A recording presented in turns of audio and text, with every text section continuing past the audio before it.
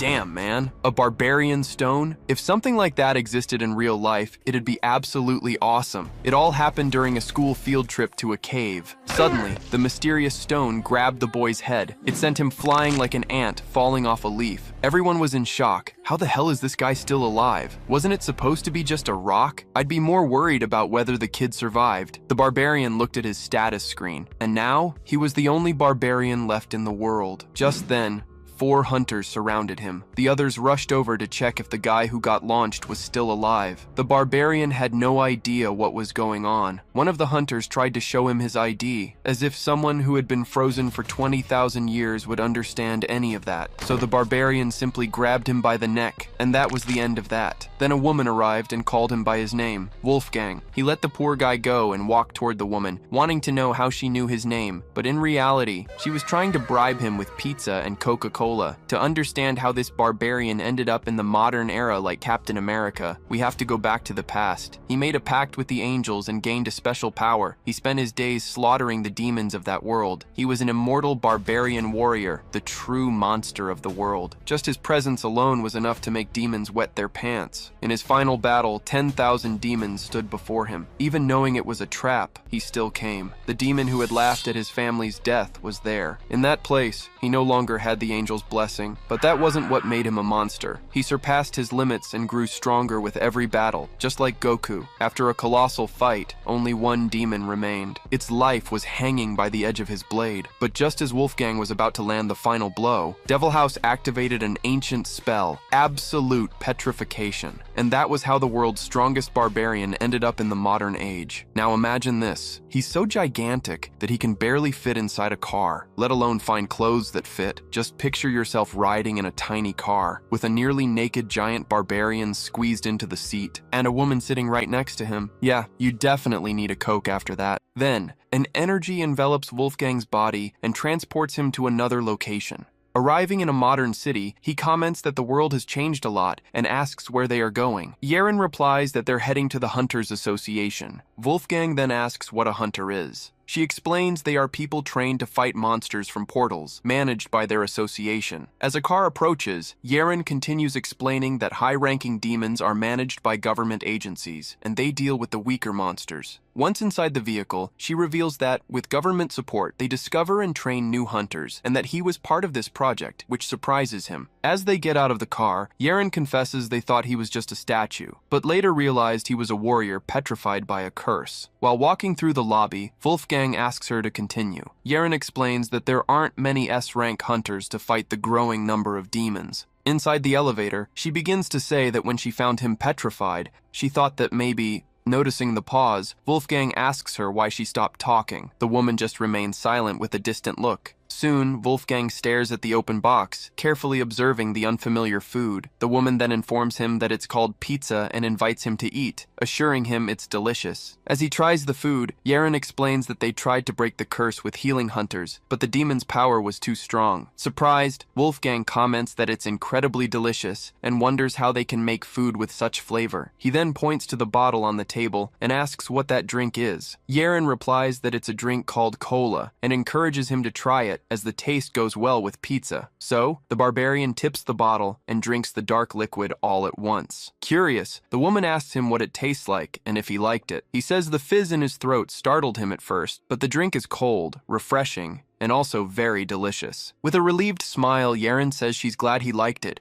and encourages him to eat as much as he wants. With that, she asks to pose a few questions, and after he agrees, she asks if he's noticed that this era is different from his own. Wolfgang confirms he has, and says that all the landscapes seen from inside the carriage were completely new to him. Yeren then explains that they're in the 21st century, and asks what year of his era he lived in. Confused, the barbarian asks what AD means, as he doesn't know the term. So, Yeren asks for a reference, and Wolfgang replies that when he was born, they said 1,000 years had passed since Romulus founded Rome. With a jump, Yeren exclaims she knew it and can find out more on the Hunter's Gallery app, while Wolfgang asks what's happening. She then celebrates that her theory was correct and that it's now the 21st century. Yeren then says she can't believe she's talking to someone from the Middle Ages, and that as an archaeologist hunter, this is incredibly exciting. Not understanding, Wolfgang complains he doesn't know what she's talking about, and just asks for another box of pizza. After stacking several empty boxes,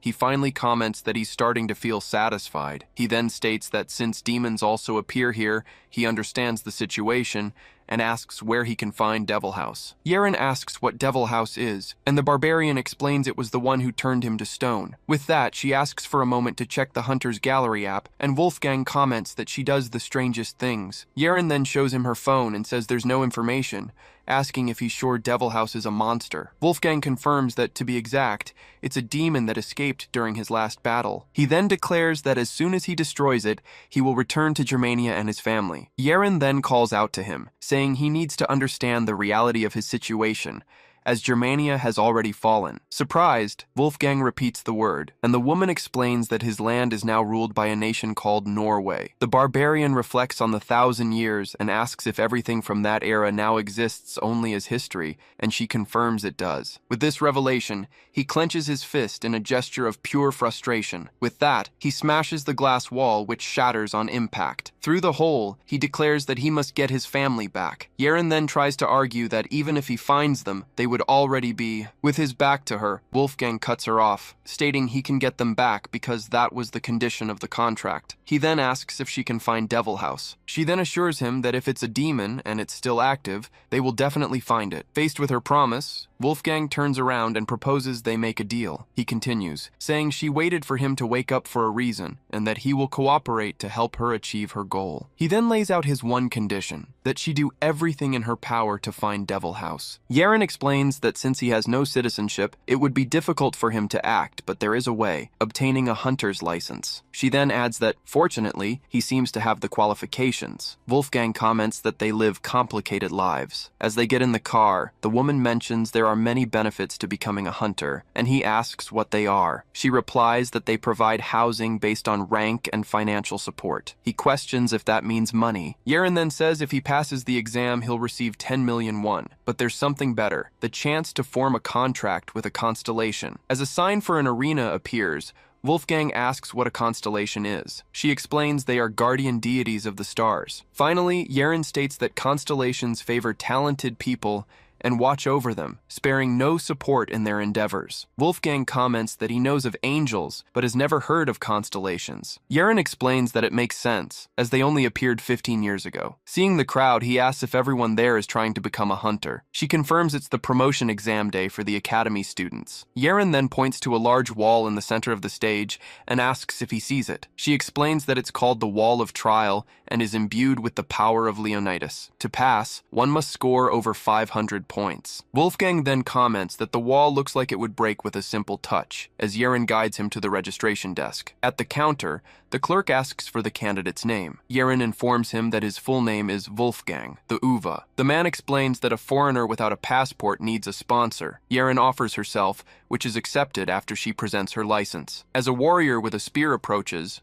Wolfgang asks what that is. Yeren replies that it's the spear of the constellation Leonidas. She then details that as soon as the spear is inserted into the pedestal in front of the wall, the power of Leonidas will flow into it. Next, the warrior raises the weapon, which begins to glow with an intense energy. With that, the spear's power is fired directly at the wall of trial. The energy then spreads across the wall, activating the magical patterns on its surface. Amidst the crowd, Wolfgang comments that they certainly make a big fuss about it. Soon, an evaluator calls for silence and announces that the assessment will begin. Wolfgang then watches the power flowing and expresses his surprise as he recognizes that energy. 2 status screens appear, stating that the constellation Leonidas has found an interesting individual and urges them to take the exam immediately. The crowd reacts with surprise at the constellation's eagerness, wondering who caught its attention. The examiner then calls the first participant, Go Yuna of the Blue Dragon family, to step forward. As she walks forward, a spectator recognizes her as a member of the famous hunter family,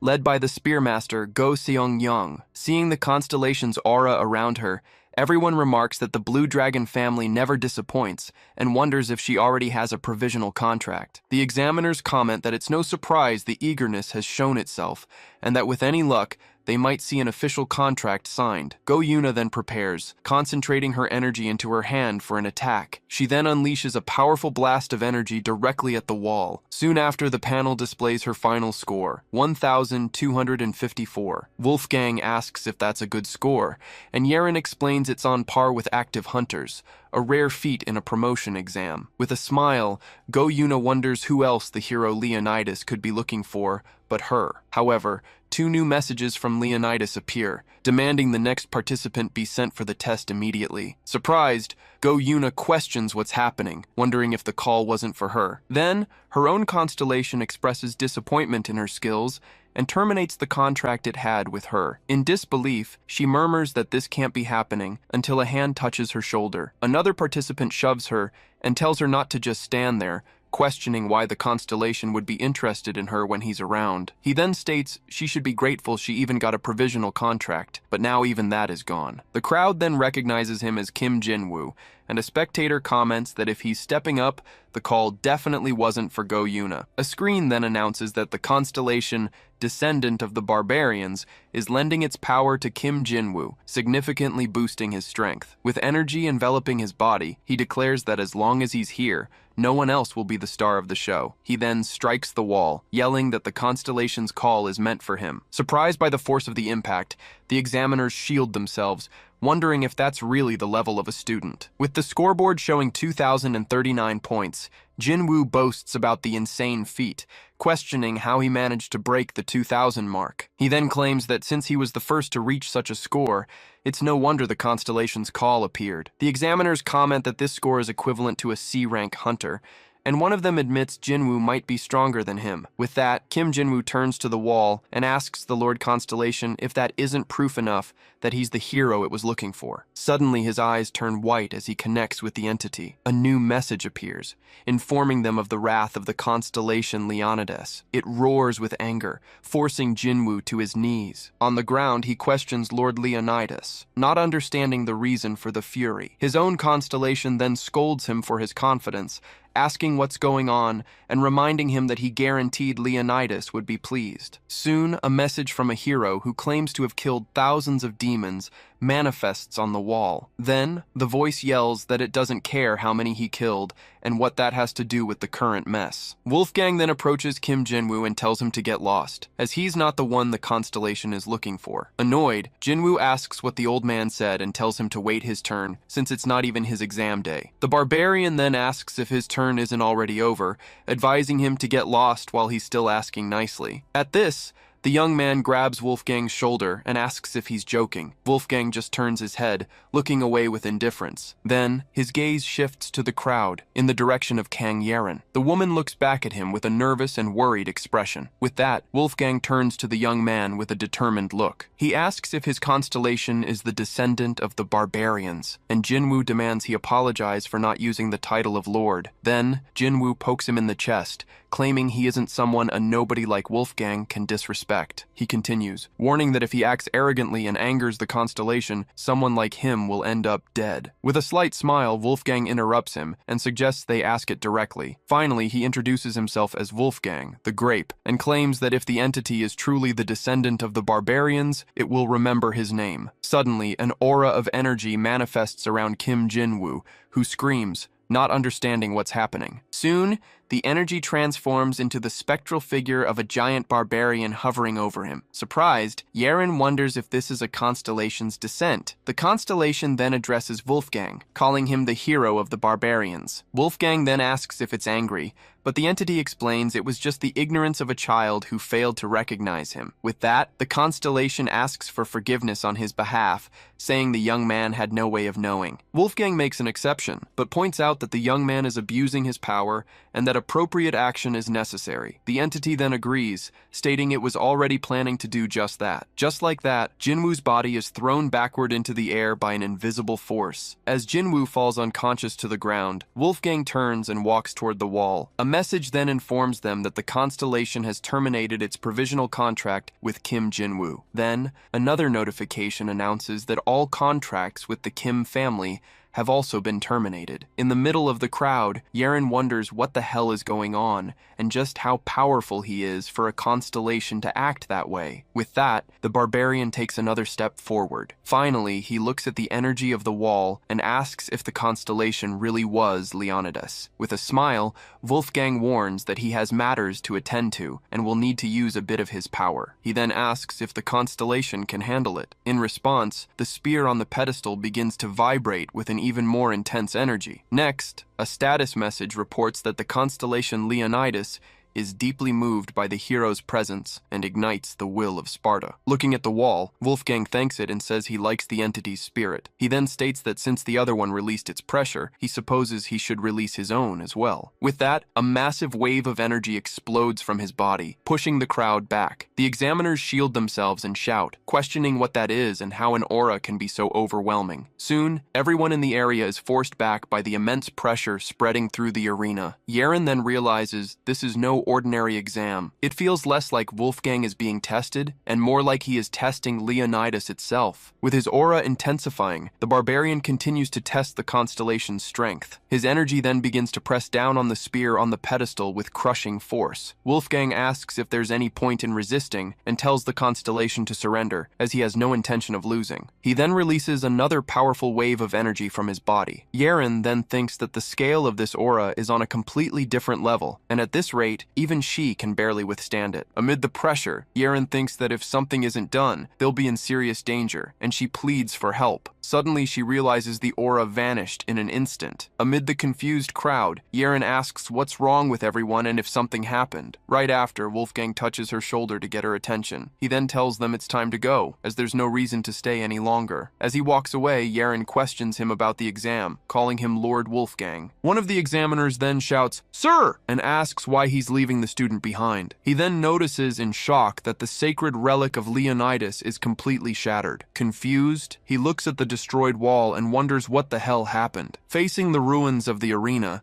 the examiner questions what they should do now. As they watch the news, Wolfgang comments that the sacred relic fought decently, but it was no match for him. Soon, the electronic board calls customer number 116 to the counter. Seeing Yaren head the wrong way, Wolfgang tells her to stop and come over to him. At the counter, the clerk asks if his name is Mr. Wolfgang, and the woman confirms it. The man then informs them that to receive the license, they need to pay 100 million won for the damages, and the debt will fall on Yaren if he can't pay. At this, the woman jumps to her feet and shouts, questioning the 100 million figure. The clerk then says they should consider themselves lucky, as the fine is only for the wall, since there were no regulations for relics considered indestructible. Outside, Yaren hands him the license and explains that after the subsidy, he now has a debt of 90 million won to pay. He then asks if 100 million is a huge amount, and Yaren confirms, desperately asking if she'll have to pay the entire debt. The barbarian asks if hunters don't make a fortune, and she replies that yes, but only the high-ranking combat ones do. Yaren then explains that, as an archaeologist hunter, she survives on sponsorships, and for an F-rank hunter to make 100 million, he then deduces that an F-rank only hunts weaklings with low rewards, but claims he can crush hundreds of them with a single fist. Then, he stands up and asks where the dungeon is, ordering her to take him there immediately. On the way, the woman says that to operate as a hunter, he needs an agency, and Wolfgang compares the system to the guilds of his era. She then explains that agencies collect the loot and secure permits, and the barbarian concludes they're just middlemen who take a cut of the earnings. As they walk through the agency district, Yaren explains that although they charge a commission, they handle all legal disputes, which isn't a bad deal. At one agency, however, they are told they don't accept foreigners and are sorry for the inconvenience. At another, they deny the contract, claiming Wolfgang didn't graduate from the academy. Soon, they are rejected again, as the agency prioritizes credit ratings, and Lord Wolfgang has none. Wolfgang then complains that people in this era talk too much, and Yaren explains that since they risk their lives, they need someone trustworthy. Suddenly, the woman stops and looks back, noticing something. The barbarian then faces her and asks why people are looking at him that way. She replies that in Korea, looking like a foreigner is a problem, and even if he shaved his beard, the animal skins he wears wouldn't help. At this, Wolfgang declares that a beard is a barbarian's pride, and that the pelt belongs to the Fenrir clan, so he will never get rid of them. Yeren then asks what good his pride is now, and suggests they change his look so he can get work as a hunter. Unexpectedly, a man approaches them and says, "Excuse me," which startles Wolfgang. With a smile, the man asks the two if they weren't looking for a hunter agency. He then introduces the Mu agency as one of the largest and most recognized, striving to build a utopia. Sitting at the table, Yeren thinks to herself that they are famous, yes, but for extorting hunters. The man then reveals he watched them get rejected and that, fortunately, his agency is running a promotion that has drastically reduced contract requirements. As Yeren sighs, she thinks the promotion is probably because they act like thugs and no decent hunter wants to join them. The agent then proposes a 3-year contract with an unfavorable profit split and an advance payment of 20 million won. Horrified, Yeren thinks that this is basically a slave contract and he shouldn't sign it under any circumstances. Wolfgang then cuts her off and demands a 100 million won advance to sign, while Yeren yells at him not to do it. He then asks her if she doesn't need the money, and the woman replies that's a separate issue. With a smile, the agent agrees to the 100 million won advance. In return, however, he imposes a 10-year contract with an even worse profit split. Later, Yeren scolds him for signing a contract full of toxic clauses and asks if they didn't have contracts in his time. He then replies that, of course, he knows the weight of a contract, as many met terrible fates because of bad divine pacts. Hearing that, the woman puts her hand to her head, frustrated by his stubbornness. Wolfgang then explains that he always supports those who help him, and has always lived by that code. He then reveals that the demon Devil House slaughtered his family and his tribe, and that he just needs to find that beast. He then says that for his revenge, he made a contract with an archangel, and if he kills Devil House, he can bring everyone back. At this, Yeren apologizes and admits she didn't realize he carried such a heavy burden, but that she worries because he's the first person from the past she's ever met. With renewed spirit, she declares that just as battle is his destiny, helping him adapt to this world is hers. An agent then interrupts them to inform them that the accommodation is ready, and Wolfgang agrees to go. Meanwhile, elsewhere,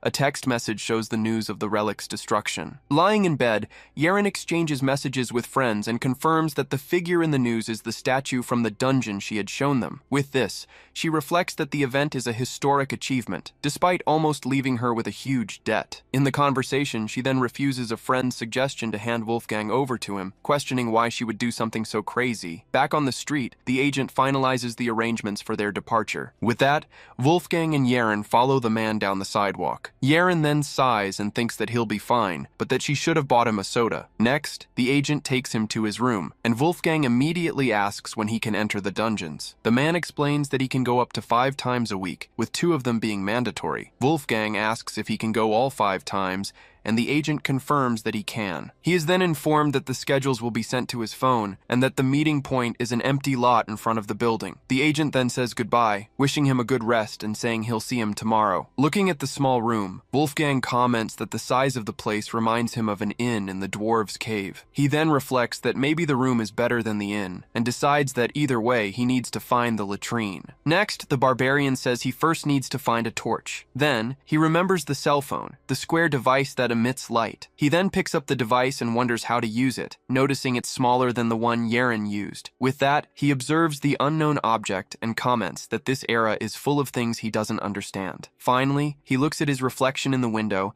and concludes that it will take time to adapt and it won't be easy. A new day begins under a sunny and clear sky. An older man approaches and asks if everyone there is heading to the dungeon. Soon, someone in the crowd asks, "What's with the giant in the ridiculous outfit?" The man then turns to Wolfgang and asks if he's the new guy. As soon as Wolfgang confirms he's the rookie, the man asks if he plans on going in dressed like that. At this, Wolfgang glares back and asks how he dares to look at him that way. He then remembers Yeren's condition. She let him go on the promise that he would never attack a human. In his memory, he recalls asking why he should make such a promise. The woman had explained that this was a different era and that humanity resisted demons mainly through the power of hunters. She had then added that something equally important was their intelligence network, far more advanced than in any other era. Furthermore, she had pointed out that modern humanity had an extreme aversion to infighting. Yeren had reminded him that he needed to find a specific demon. In the memory, the woman watched him intently as she spoke. Finally, she warned him that if he attacked people and made enemies,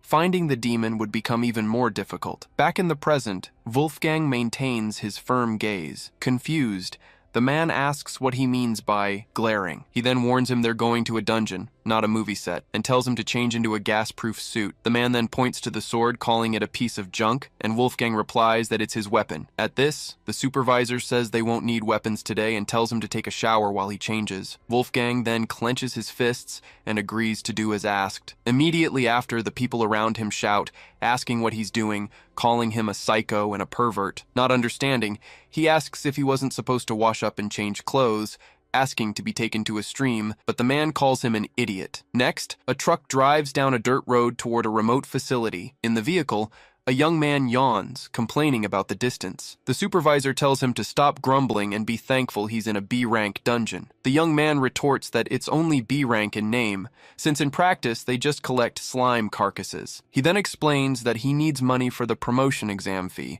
and the supervisor asks if he even has the skill for it. The man then asks where else he could earn money like this, since the task of collecting carcasses isn't even dangerous. The young man complains that the pay rate keeps dropping, but the supervisor yells at him to shut up and quit if he's not satisfied. Finally, the truck reaches its destination, with Wolfgang sitting in the truck bed, arms crossed. A man in a suit then approaches and thanks the supervisor for the long trip. The supervisor asks what brings assistant manager Kim Junhan here, and the young man replies that it's the new hunter's first mission. The manager then asks how the rookie is doing, and the supervisor replies that they'll have to see, but there's a more pressing matter. Upon seeing Wolfgang, the agency agent greets him with surprise and asks why he's dressed that way. He then explains that they told him to take off his clothes and wear this weird thing, but that he has no trouble moving. The agent scolds him, saying he should be wearing a gas-proof suit in this slime dungeon. Desperate, Yunhan defends himself, explaining that Wolfgang is so big that none of the suits fit him. The supervisor then says it's fine as long as he wears a gas mask,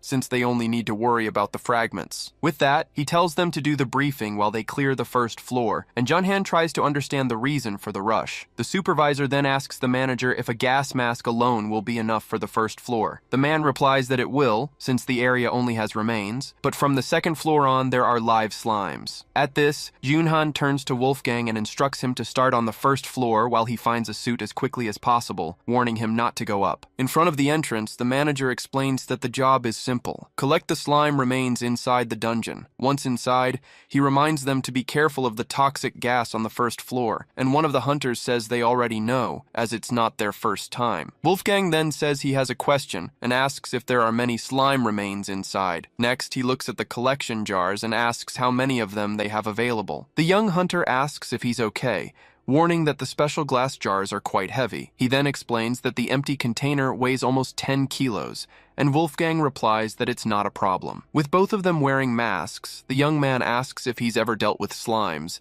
and the barbarian says he knows of them, but has never bothered to fight them. The hunter tells him to pay attention, since F-rank hunters encounter them every day, and soon spots a slime remnant on the ground. He then shows the slime and explains that even when dead, they retain their toxicity and should never be touched with bare hands. Wolfgang then picks it up and comments that the toxicity is potent, while the young man yells, asking if he's gone mad. The young man warns him not to touch it, and asks to see his hand, questioning if his skin shouldn't be melting. He then grabs the barbarian's hand and inspects it up close. Surprised, the young man wonders why his hand is perfectly fine. He then tells him to be careful, as it's dangerous, but sees him touch some butterflies on the wall, fearing his fingers might melt. Wolfgang reassures him, saying his fingers won't melt from something so insignificant, and the young man wonders what he is. With that, the barbarian removes his mask, stating that it's just a useless nuisance. The hunter asks if he's okay breathing in there, and Wolfgang replies there's no problem and urges him to get moving. In a flashback,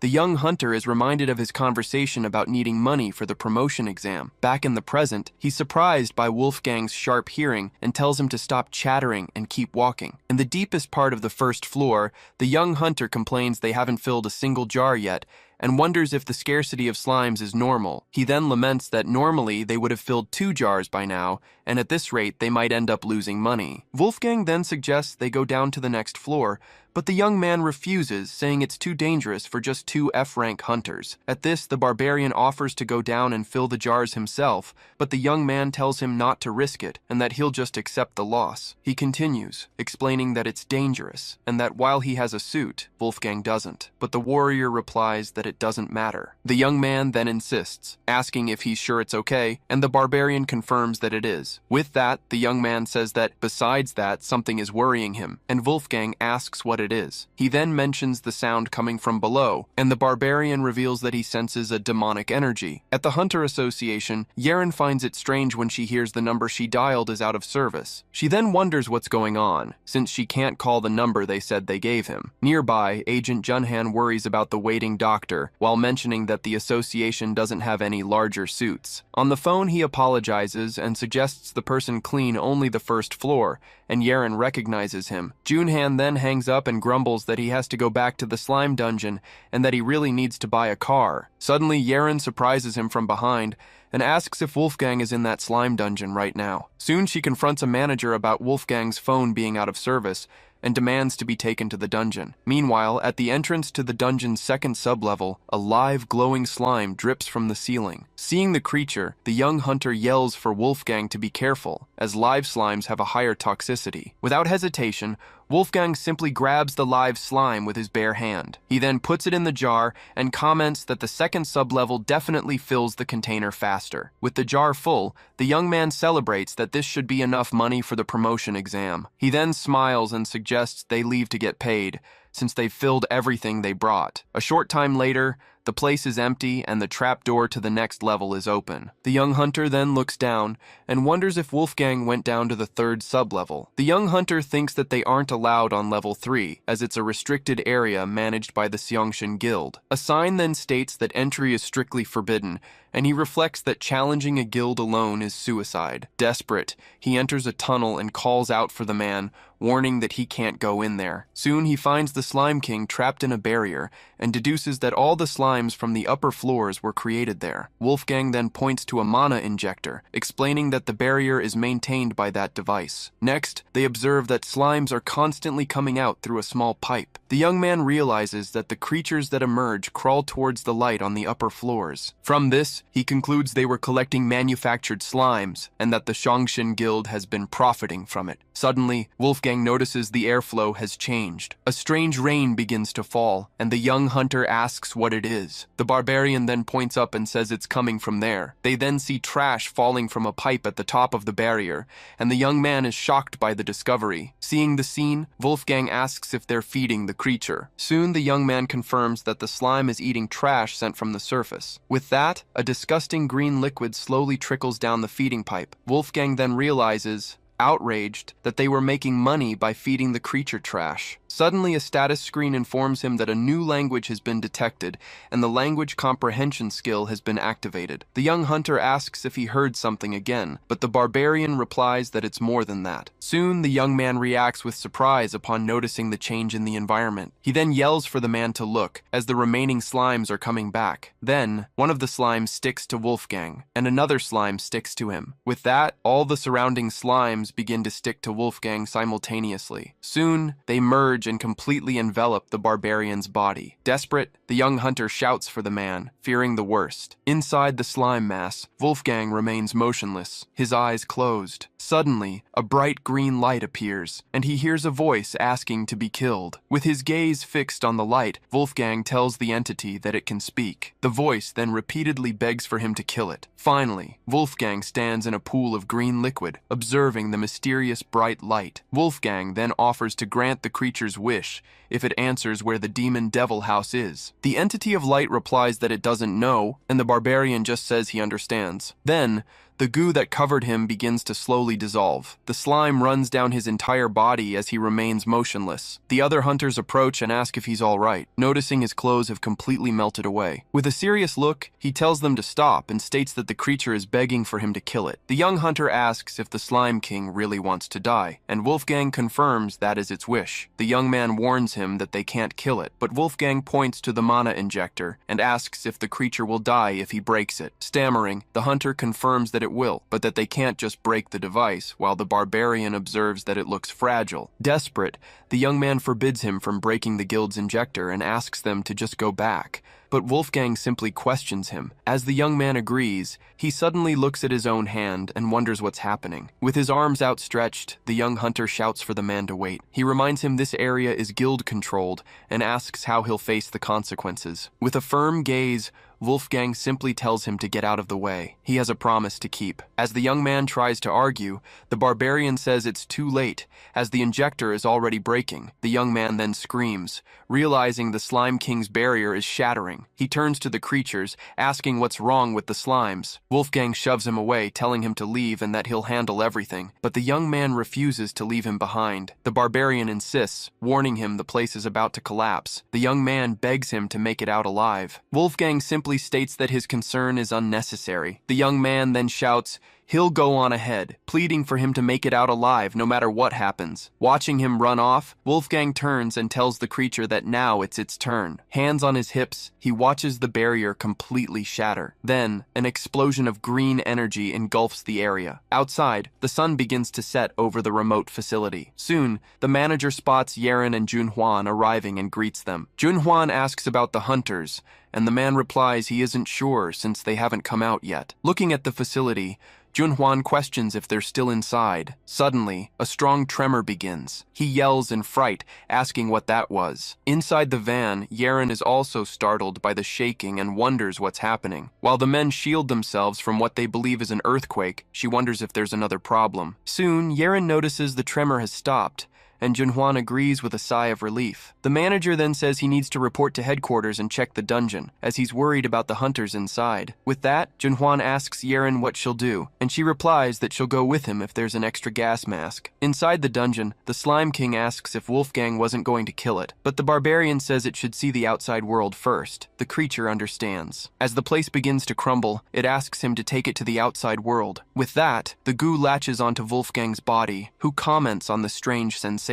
Then Wolfgang pulls it toward the exit. The mass of goo molds itself around his body as he moves forward. Outside, the ground begins to shake again as Yeren holds a gas mask. On the lower floors, the young hunter feels the tremor and wonders what the shaking is. A moment later, the tunnel collapses, and he screams that the Slime King has been freed. The young hunter runs desperately through the crumbling dungeon corridor. In a panic, he screams that the creature is catching up and is going to get him. He then curses in frustration, realizing the monster is right behind him. Suddenly, a figure speeds past him. Soon, Wolfgang is rushing down the corridor, covered in the slime's goo. Spotting the exit, the young man shouts in relief that he's close. Believing he's safe, he thinks he's finally escaped. He then turns and questions the Sir's presence beside him. Suddenly, Wolfgang grabs him by the hood, and the young man wonders if he's being used as bait. With that, the barbarian hurls him away as he's engulfed by slime tentacles. The young hunter is thrown through the air toward the dungeon exit. He lands hard on the platform outside. Inside the dungeon, Wolfgang faces the creature with a determined look. Finally, he pulls the slime out of the dungeon. A giant wave of slime surges out, taking over the platform. Outside, the guild members watch the creature approach. In her car, Yeren also sees the enormous mass of goo advancing. Soon, the Slime King emerges from the dungeon in all its glory. The young hunter calls out to the Sir, asking why he brought the Slime King out instead of killing it. Wolfgang explains he made a deal with the creature, as a captive deserves to see the sunlight at least once before dying. Surprised, the young man just stares at him, speechless. The barbarian then hands him a glowing object and tells him to take it. He explains that it's the Slime King's core, and if it's broken, the creature will die. He then reveals that a part of the Slime King's power will be transferred to whoever breaks it. Shocked, the young man asks why he's giving it to him. Wolfgang replies that it's power he doesn't need, and that a barbarian always repays those who help him. The young man just watches him in silence, not knowing what to say. With that, the Slime King marvels at the beauty of the outside world and thanks the Sir. Suddenly, Wolfgang spots Yeren and calls out to her, asking if she came to welcome them. Wolfgang then runs toward Yeren, passing the guild guards. One of the agents, on the phone, requests at least 50 transport trucks to be sent. Then, Yeren asks if she can take Wolfgang with her, and the man agrees, saying the settlement will take a few hours. With that, the barbarian rushes her into the car, and she asks why he's in such a hurry. The woman then says he's caused a huge mess, but Wolfgang denies it, claiming he did nothing. Yeren tells the driver to step on it, while the Barbarian insists he only kept his promise. She then says they need to hurry, as someone has been eagerly waiting for him all day. As the car drives away, Wolfgang wonders if she's talking about him. Finally, his eyes widen as he wonders if they've finally found the demon devil house. At night, a car with its headlights on approaches a remote facility near the mountains. A man then offers assistant manager Kim Jun-hwan a ride, but he explains he needs to stay behind to confirm a late payment. The driver agrees the delay was expected due to the trucks and says goodbye, telling him he'll go on ahead. Far away, an older man on the phone corrects someone, stating the amount wasn't 150 kilos but 150 tons. In an office, a woman furiously questions how a harvest of 150 tons of slime could possibly make any sense. Soon, team leader Kang Maeon asks a man named Kang Junmo if he would simply pay 1.4 billion won for something so absurd. She continues, outraged that the fee is for a single day's work for an F-rank hunter, and demands that Kang Junmo start using his head. On the other end of the line, the leader orders him to stop taking advantage of being her brother and go check the dungeon immediately. At this, Kang Junmo sits next to a colleague and complains about his sister, while the other man asks what went wrong. He then explains he was ordered to inspect the dungeon first and call her back. With no other choice, he gets up to follow the order and tells everyone present they'll have to wait a little longer. Meanwhile, in another room, a shower starts spraying water forcefully. In the bathroom, Wolfgang watches the water in his hand, marveling at the fact that it comes from inside a house. From inside the room, he asks Kang Yeren how the water flows, wondering if they happen to collect rainwater from the roof. Outside, Kang Yeren tells him to stop admiring it and hurry up, as someone has been waiting all day to see him. From inside the shower, Wolfgang agrees to her request and gets ready to come out. Next, a set of clean clothes is laid out for him. As soon as he's out, Wolfgang asks if the person waiting is important to Kang Yeren. She confirms it's the leader of the archaeologist hunters. With that, she mentions that it's too late today, but tomorrow they'll need to buy him proper clothes and shoes. Right at the door, Wolfgang asks if there's anything to eat, but Kang Yeren warns him that introductions come first. She then apologizes to the doctor for the delay and announces that she has finally brought Wolfgang. Kang Yeren then formally introduces him as Dr. Choi Myung-jun and asks Wolfgang to greet him. As the doctor greets him, she explains that he is an expert in ancient artifacts, and Wolfgang introduces himself as a member of the Wolf tribe. Wolfgang then asks if he is the leader of this so-called archaeology tribe and where it has set down its roots. The doctor then patiently clarifies that archaeology isn't a tribe, but the study of history and ancient artifacts. As soon as the introduction is over, Wolfgang's stomach rumbles and he declares it's now time for them to eat. Soon, several boxes of fried chicken are placed on the table for their meal. The doctor tells him to eat at his own pace and that he'll order more if it's not enough, while Kang Yeren offers him a soda. After taking a drink, Wolfgang turns to the doctor and asks directly what he wanted to discuss. The man explains he'd like to ask a few questions, and Wolfgang encourages him to ask anything, promising to answer as best he can. The doctor asks how Wolfgang can speak such perfect Korean, since he supposedly came from the past, and the language should be completely different. At this, Wolfgang reveals he received the blessing of the angels, which granted him the ability to speak and understand any language. Confused, Dr. Choi asks what angels are and if that might be the name of a constellation. Wolfgang then asks what a constellation is, and Kang Yeren reminds him that he saw them during his hunter exam. She then gives the constellations of Leonidas as an example. Right after, she also mentions the descendant of the Barbarian's constellation. Hearing the examples, Wolfgang understands and comments that this is what they call those weak beings. He explains that angels are on a completely different level, possessing the strength to face demons, and that they once came to his tribe with a request. A moment later, Dr. Choi stands up and prepares to summarize the entire story he has just heard. He begins by stating that in Wolfgang's era, angels and demons were at war, and the barbarian tribes joined the fight at the angels' request. He then recounts that, tragically, the barbarians were wiped out by the demons. Continuing, he narrates that Wolfgang, as the sole survivor, sought revenge and marched alone to the demonic fortress. Wolfgang then adds that after defeating everyone, he finally faced his nemesis, Devil House, but fell victim to his curse. Kang Yaron comforts him, assuring him it's all right and that they will find him. At this, Wolfgang remains silent with a serious expression. Wolfgang then closes his eyes for a moment, processing the harsh memory. Dr. Choi then apologizes for bringing up a painful subject, but Wolfgang states it's a memory that must never be forgotten. The doctor then hesitates for a moment and asks if he can ask him one more favor. Wolfgang then looks at him seriously and instructs him to say what he wants. The man explains that since Wolfgang was discovered as an artifact, he needs to verify his authenticity. With a slight smile, Wolfgang questions if he's really considered an artifact. Not knowing how to react, Dr. Choi simply waits by the window. He then presents a statue, explaining it's a creation of his constellation, the martial artist of the Buddha, a monk from the Goryeo dynasty. He then asks for permission to summon the constellation's manifestation to verify the warrior's identity. Without answering, Wolfgang just watches him with a thoughtful expression. Kang Yaron intervenes and asks him to accept, as all her research to find him depends on this verification. Still silent, he just looks at Kang Yaron, pondering the request. She insists, reminding him that the doctor will also help find Devil House, and with that, he finally agrees to the procedure. As soon as permission is granted, the Buddha statue begins to emit a strong light. Then, the martial artist constellation manifests, recognizing the hero of the barbarians and asking who it was that put an end to the turbulent times. The doctor, confused, repeats the constellation's question about who ended the turbulent times. The constellation then pays its respects to the hero of the barbarians for having put an end to the holy demonic war. Wolfgang then states there's no need for such respect. As for him, it was only a half victory. Suddenly, the constellation's manifestation begins to flicker as the doctor struggles to maintain it. With that, the summons dissipates completely, leaving the doctor exhausted. He then apologizes,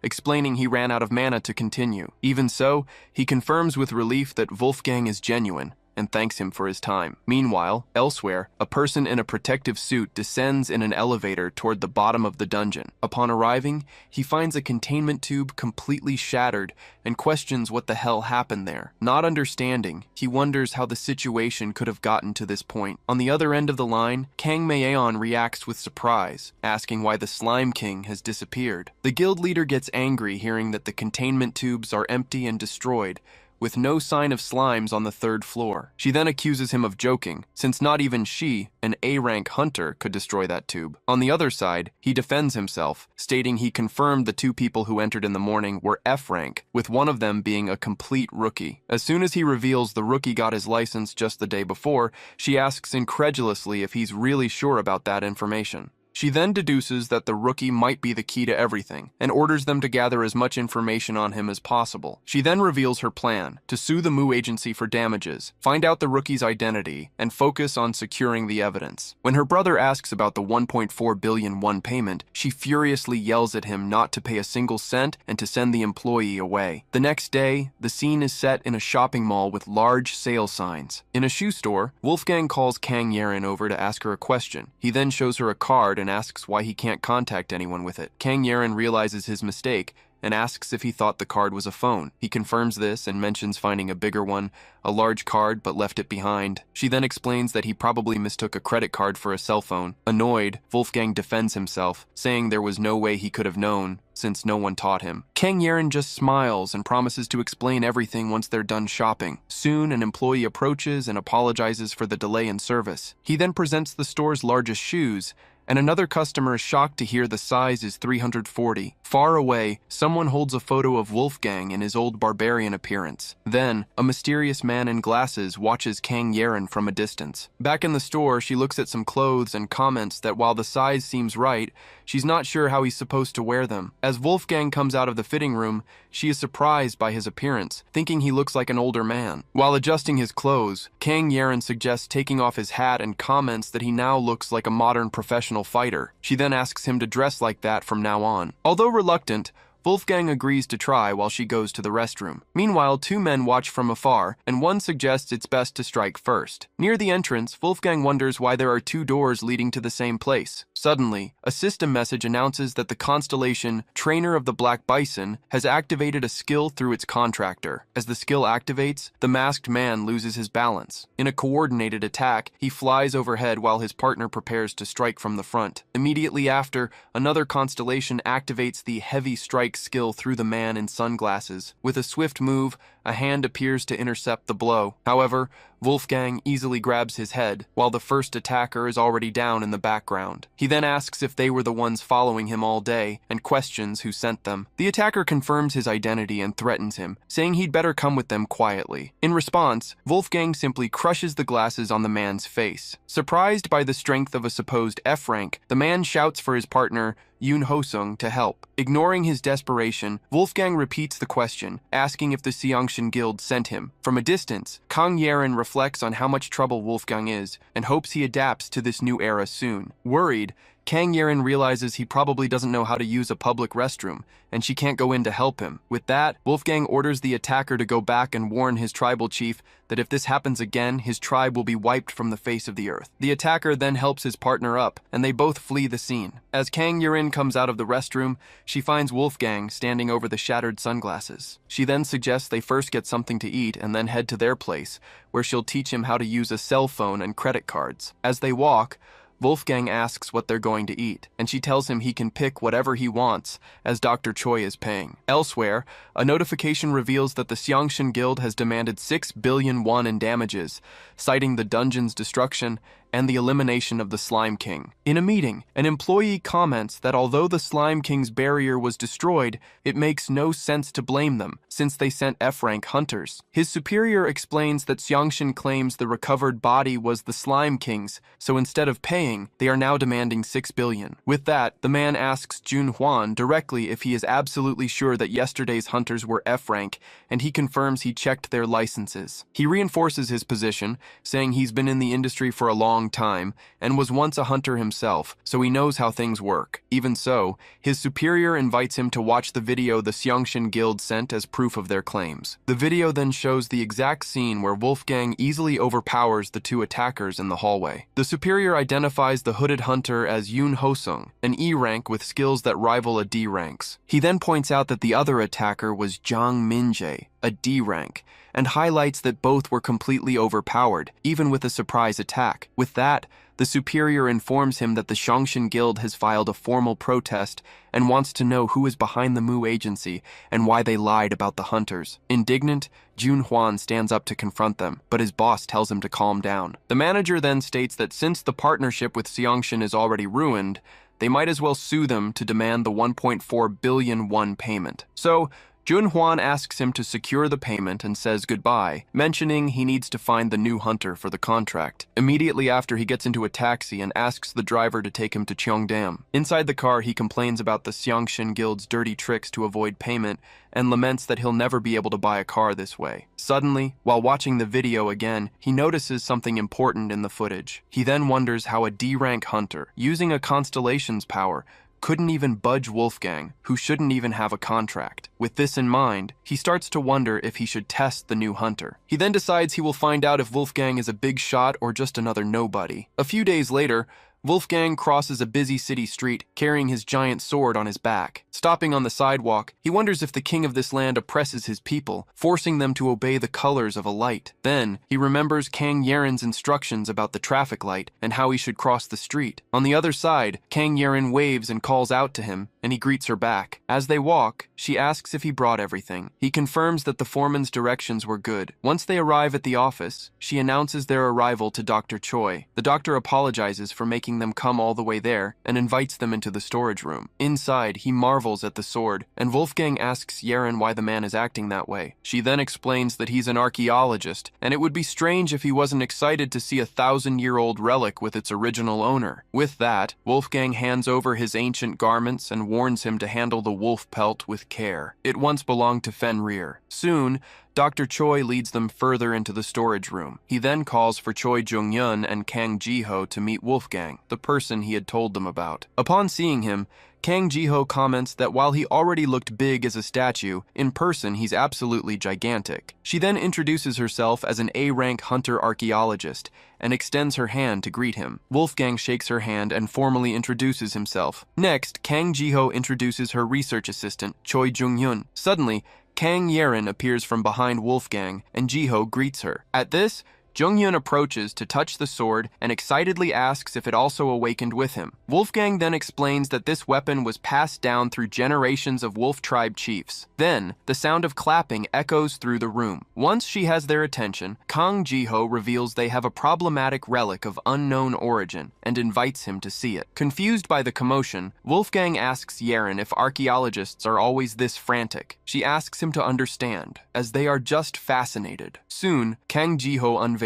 the relic, which was found in the same cave where he was a statue. She then asks if he recognizes it, explaining that this particular item resists all measurements. Touching the glass, Wolfgang begins to tell the story of Jonas, son of Louis, who lived at the entrance to his village. He continues, revealing that Jonas was a brave warrior who competed with him for the position of chief and was also his dearest friend. With that, Wolfgang recalls that when the Holy Demonic War began, his friend fought against the demons and had a glorious death. He then reveals that the weapon belonged to Jonas, and after his death, it became his as well. Finally, he tells them he carried his friend's weapon onto the battlefield, and, with it, slaughtered tens of thousands of demons. As she listens to the story, Kang Yerin remains silent with a moved expression. With that, Wolfgang declares he needs to find the demon who killed Jonas. Kang Yerin then takes his hand and advises him not to carry the entire burden alone. He then turns to look at her. She then reminds him that he has allies now, and that they should face this together. When she promises to do her best to help, he thanks her for her trust. As Kang Jiho apologizes, Wolfgang tells her not to worry, because thanks to her, he found Jonas's weapon. He then asks if it helped with the research, and she confirms it helped immensely, as they now know the item is linked to him. Suddenly, something catches his attention, causing him to interrupt her. In his hand, a piece of energy materializes, and he recognizes it. Soon, the artifact in his hand begins to pulse with strong energy. Immediately, Kang Jiho yells for him to stop,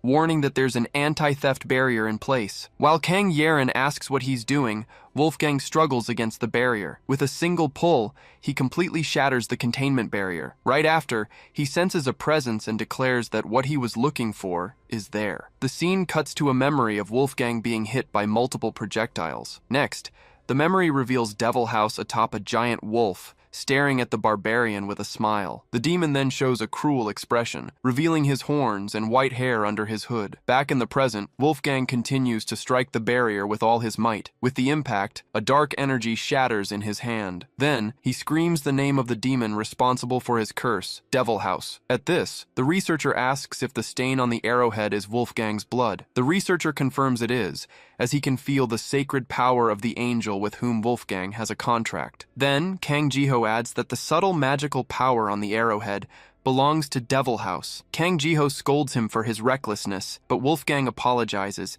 admitting he lost control of his emotions. Even so, she reassures him that it's okay, as they've made progress thanks to him. She then reveals she suspected the mace was a sacred relic, but never imagined the truth about the arrowhead. With that, she laments not realizing the magical power was blocking the analysis. They would have needed a demon hunter. She then explains that both use mana, and only a demon hunter can tell them apart, which is why even she didn't suspect anything. Wolfgang then clarifies that he doesn't know a method, but he learned to sense the demon's different energy naturally after countless battles. Annoyed, Kang Jiho complains that this is why they need a demon hunter and blames the association for ignoring her numerous requests. She then turns to the doctor and asks if she's wrong, but he just sighs. Suddenly, she seems to get an idea as she repeats the words, demon hunter. Not understanding her reaction, the doctor asks what happened. With that, Kang Jiho suggests that Wolfgang become a demon hunter, leaving him confused by the sudden proposal. She then reveals that,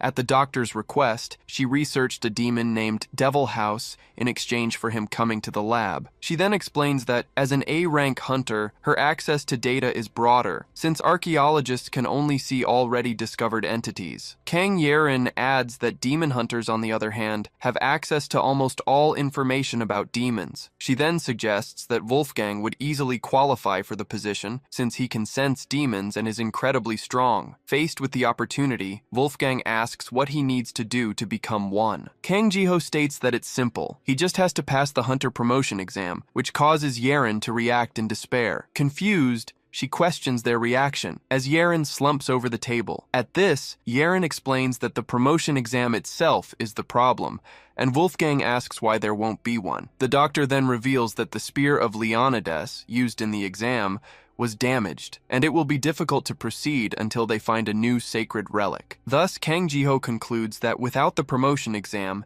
it will be difficult for him to become a demon hunter. After apologizing to Wolfgang, Kang Jiho reveals that there is, in fact, another way to get the license. At this, the unexpected news catches the attention of Wolfgang and Kang Yeren, who stare at her in surprise. Then, the assistant Choi Jung-yun explains that if the only goal is the license, there is another path besides the promotion exam. He then reveals that the alternative to get what they want is to enroll in the academy. The assistant explains that, although it's rare, specialized classes can obtain a license through certification from an accredited institution. Hearing this, Kang Yeren asks if the academy is only for teenagers, but Kang Jiho clarifies that there are students in their 20s as well. Then, out of curiosity, she asks Wolfgang how old he was before he was petrified. He replies that since his birth, the 4 seasons have passed 33 times. Hearing his answer, everyone is shocked by his age, and Yeren realizes she's actually older than him. Not understanding their reaction, Wolfgang asks what Nuna means, and Yeren explains it's a term used to refer to an older woman. He then accepts the custom of that land and turns to address Kang Jiho. Right after, he calls her Jiho Nuna, and she yells at him not to call her that with his scary face. Far away, one man instructs another to wait for the dungeon schedule, which will be sent by message. Walking down the hall, assistant manager Kim Jun-hwan thinks that his next task is to pick up the rookie hunter. He then stops for a moment and takes out his phone. The scene then shows the door to the room where Wolfgang is staying. In a brief memory, he recalls the incident in the slime dungeon. Immediately after, he re-watches the video where Wolfgang easily overpowers the 2 hunters. From this, he concludes he needs to assess the rookie's skills to decide whether he's worth keeping or discarding. He then decides that a simple exchange of blows would be enough to find out everything. Meanwhile, Kang Yeren explains that since the Mu agency has a partnership with the academy, they can get a contract suspension. She also mentions that Jiho offered to cover the contract cancellation fee with the agency. Next, Yeren suggests the best option would be to transfer him to Jiho's guild, as it would give them a better chance of finding Devil House. With that, she realizes the only remaining problem is the admission fee, which becomes the biggest obstacle. Then, Wolfgang comments that while it was the same in his time, in this era it seems impossible to get by without wealth, and Yeren agrees. Suddenly, manager Kim Jun-hwan approaches and offers to pay the academy's admission fee. He then reveals he will do it on one condition. Wolfgang must do him a favor. As soon as he asks to be hit with full force, Wolfgang advises him to reconsider, as he has no desire to kill him. Even so, the manager insists and reveals himself to be a C-rank combat hunter, confident that a single punch from an F rank wouldn't take him down. Unimpressed, Kang Yeren comments that he looks so weak she could probably beat him herself. The manager laughs at her skepticism and states that one shouldn't judge a person by appearances alone. He then reveals that although he is a C rank, by using his constellation's abilities, he can easily match an A rank. Hearing this, Kang Yeren doubts his claim, thinking he's bluffing, since an A rank would be famous. Right after, she starts to wonder if there's a reason for him to keep a low profile, even with so much power. Kang Yeren deduces that the object in the manager's hand must be his constellation's sacred relic, but she can't identify it to know if he's bluffing. She then warns him to be careful, as the manager is holding a sacred relic. Even so, Wolfgang states that a barbarian never refuses a man's request and that, with a relic, he should survive one punch. With that, he admits he's curious to see how much power the manager can draw from that relic. Then, Wolfgang tells Kang Yeren to step back so she won't get caught in the shockwave, while she questions if he's really going to do it. He then prepares for the confrontation with a serious and determined look. Next, Wolfgang instructs him to summon his constellation, declaring that he is ready for combat. The manager agrees with a smile and gets ready to begin. Soon, a system message announces that the constellation, owner of the sacred royal seal, has answered contractor Kim Jun-hwan's call. With that, the relic in his hand begins to emanate a strong blue energy. Seeing the message, Kang Yeren is surprised by the word possession. She then realizes, shocked, that the constellation is directly possessing the contractor's body. Next, the manager's body is enveloped in an aura of energy. Soon, Kang Yeren notices that his appearance has completely changed, taking the form of the constellation. She then wonders about the identity of the constellation, the owner of the sacred royal seal. With that, the constellation reveals itself as Park Munsu, the secret royal inspector. Immediately after, he summons an army of spiritual guards who materialize around Wolfgang. The scene then widens, showing the entire army positioned for combat. Unfazed, Wolfgang questions if he should really fight all those men. The constellation then clarifies that he doesn't need to worry, as he only summoned them to draw out his sacred power. He then explains that his strength increases against corrupt opponents, but is harmless to those with integrity and innocence. Hearing the explanation, Wolfgang states he understands and prepares to attack. Without hesitation, he moves forward and delivers a direct punch to the constellation's face. With its face buried in his fist, the constellation tries in vain to ask him to wait. Then, Wolfgang holds him with an aura of light and asks if that's enough. With the impact, the possession breaks, and the manager is enveloped by an energy that proves his innocence. From a distance, Kang Yeren complains that she can't see anything because of the guards. She then tries to look over them to understand what's happening. Suddenly, the guards disappear, and she wonders why they vanished. In the distance, she sees Wolfgang standing over the fallen manager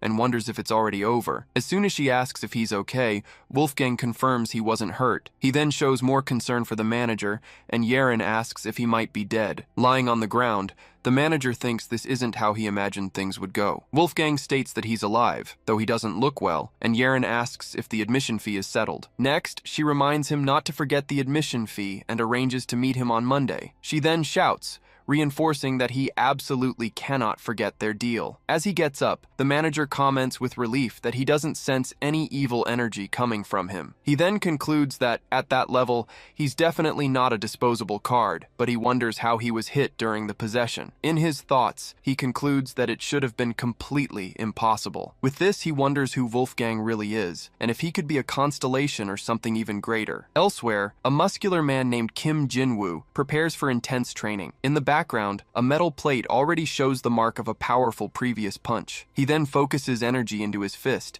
getting ready for the next strike. Then, he shouts with all his might as he channels the power. He unleashes a powerful punch that dents the metal plate even further. After the blow, he breathes heavily, exhausted from the effort he just made. The strength meter above him starts to flash, displaying the number 0. Then, the scoreboard shows a score of 21-27, and he celebrates getting stronger. A few days later, in the morning, the scene is set on the long entrance steps of the Seoul Academy. As they climb the stairs, Kang Yeren rushes Wolfgang, who replies that he's trying his best. From a distance, she warns him that excuse won't work if he's trying to get out of paying the tuition. With difficulty, he explains it's not about the money, but the after effects of the constellation's possession from last time. In the administration office, an employee explains that due to the relic incident, the exams were moved to the academy and the application deadline was extended. He then informs them that while an exam is usually required, since Wolfgang already has a license, they can process his admission immediately. With the recommendation letter in hand,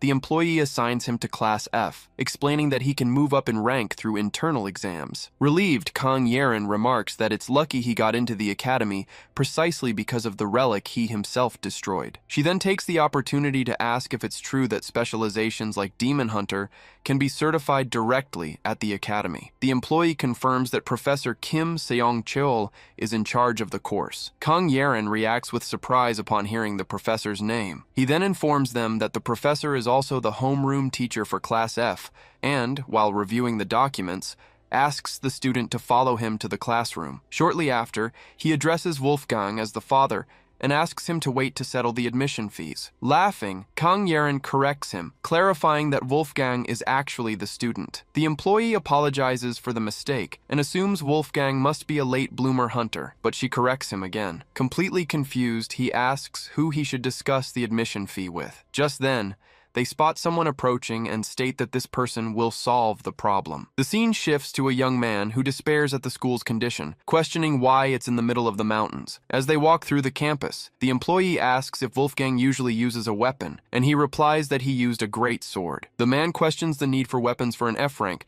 but Kang Yeren explains that all ranks need to take specialization classes. She then regrets not leaving the sword with Jiho, but Wolfgang says it doesn't matter as he can summon it whenever he needs to. Surprised, Kang Yeren asks him what he means by summoning the sword. Suddenly, a gust of wind rushes past them at high speed. Startled by how close it was, Kang Yeren warns him to be more careful. The employee then recognizes the man as Professor Kim Seong-cheol. The professor then lands gently on the ground after floating for a brief moment. He then turns and asks if they were calling for him. The employee asks him to take the new student, a demon hunter candidate, to the Class F building. He then says goodbye and instructs Wolfgang to follow the professor. As he walks away, Kang Yeren says her goodbyes and tells him not to worry. She then advises him not to do anything the academy forbids, especially hitting other people. In a more serious tone, she shouts for him not to cause any trouble. Wolfgang just watches her in silence before turning to follow the professor. Worried, Kang Yeren wonders if he'll be okay and hopes he adapts well to his new life. At this, the assistant manager remarks that it looks like she's sending her son off to the army, and she reacts with annoyance. The employee approaches and asks if the two kids would like to settle the admission fee. While waiting, she comes across a mural and wonders if it's some kind of hall of fame. The assistant manager explains that those are portraits of the top graduates from each class.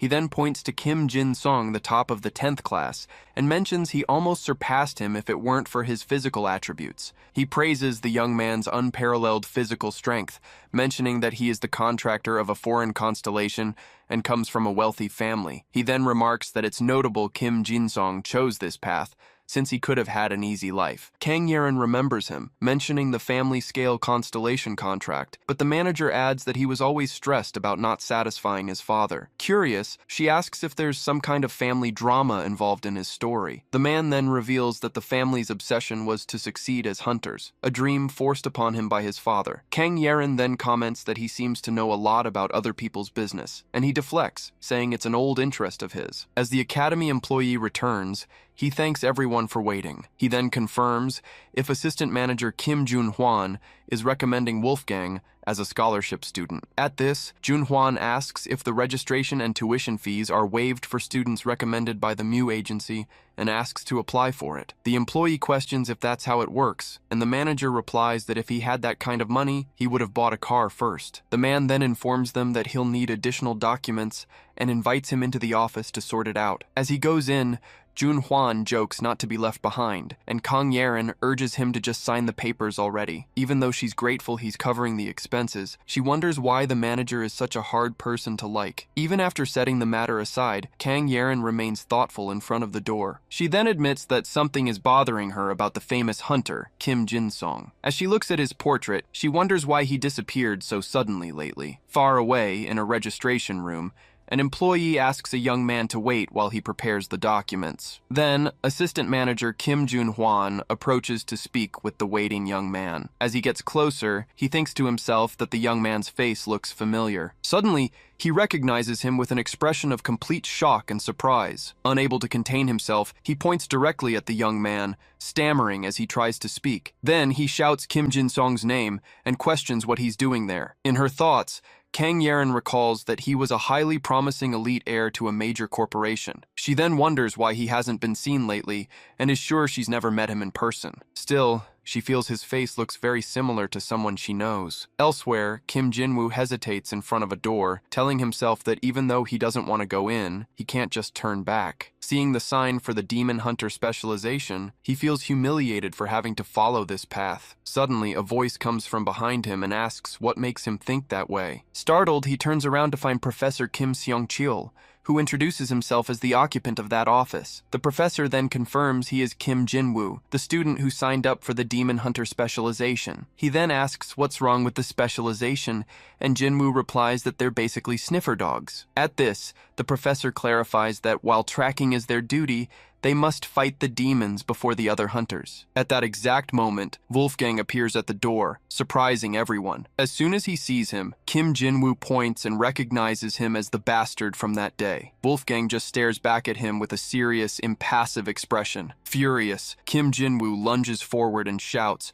questioning how he dares to show his face. He then accuses him of making him suffer immensely because of his actions. As he attacks, Wolfgang easily intercepts Kim Jinwoo's punch. He then grabs him firmly by the wrist. With his other hand, he grabs him to immobilize him. Wolfgang then effortlessly throws him over his shoulder. He then pins him to the ground, holding his arm firmly. With that, he asks if the Holy Light Guild sent him too and says they should talk to him directly. On the ground, Kim Jinwoo yells for him to let go right now. Suddenly, the professor intervenes, extending a hand to separate them. With an aura of energy, he lifts both students into the air to stop the fight. Wolfgang then asks the professor what he thinks he's doing. He replies with a smile that he just thought he'd break them up. Then, he proposes a solution, reminding them that fighting at the academy is grounds for expulsion. The professor suggests they have an official match under his supervision, since they clearly have some history. Far away, manager Kim Jun-hwan asks Kim Jin-song how he's been, but he replies that he has no reason to tell him. At this, the manager comments that his personality hasn't changed at all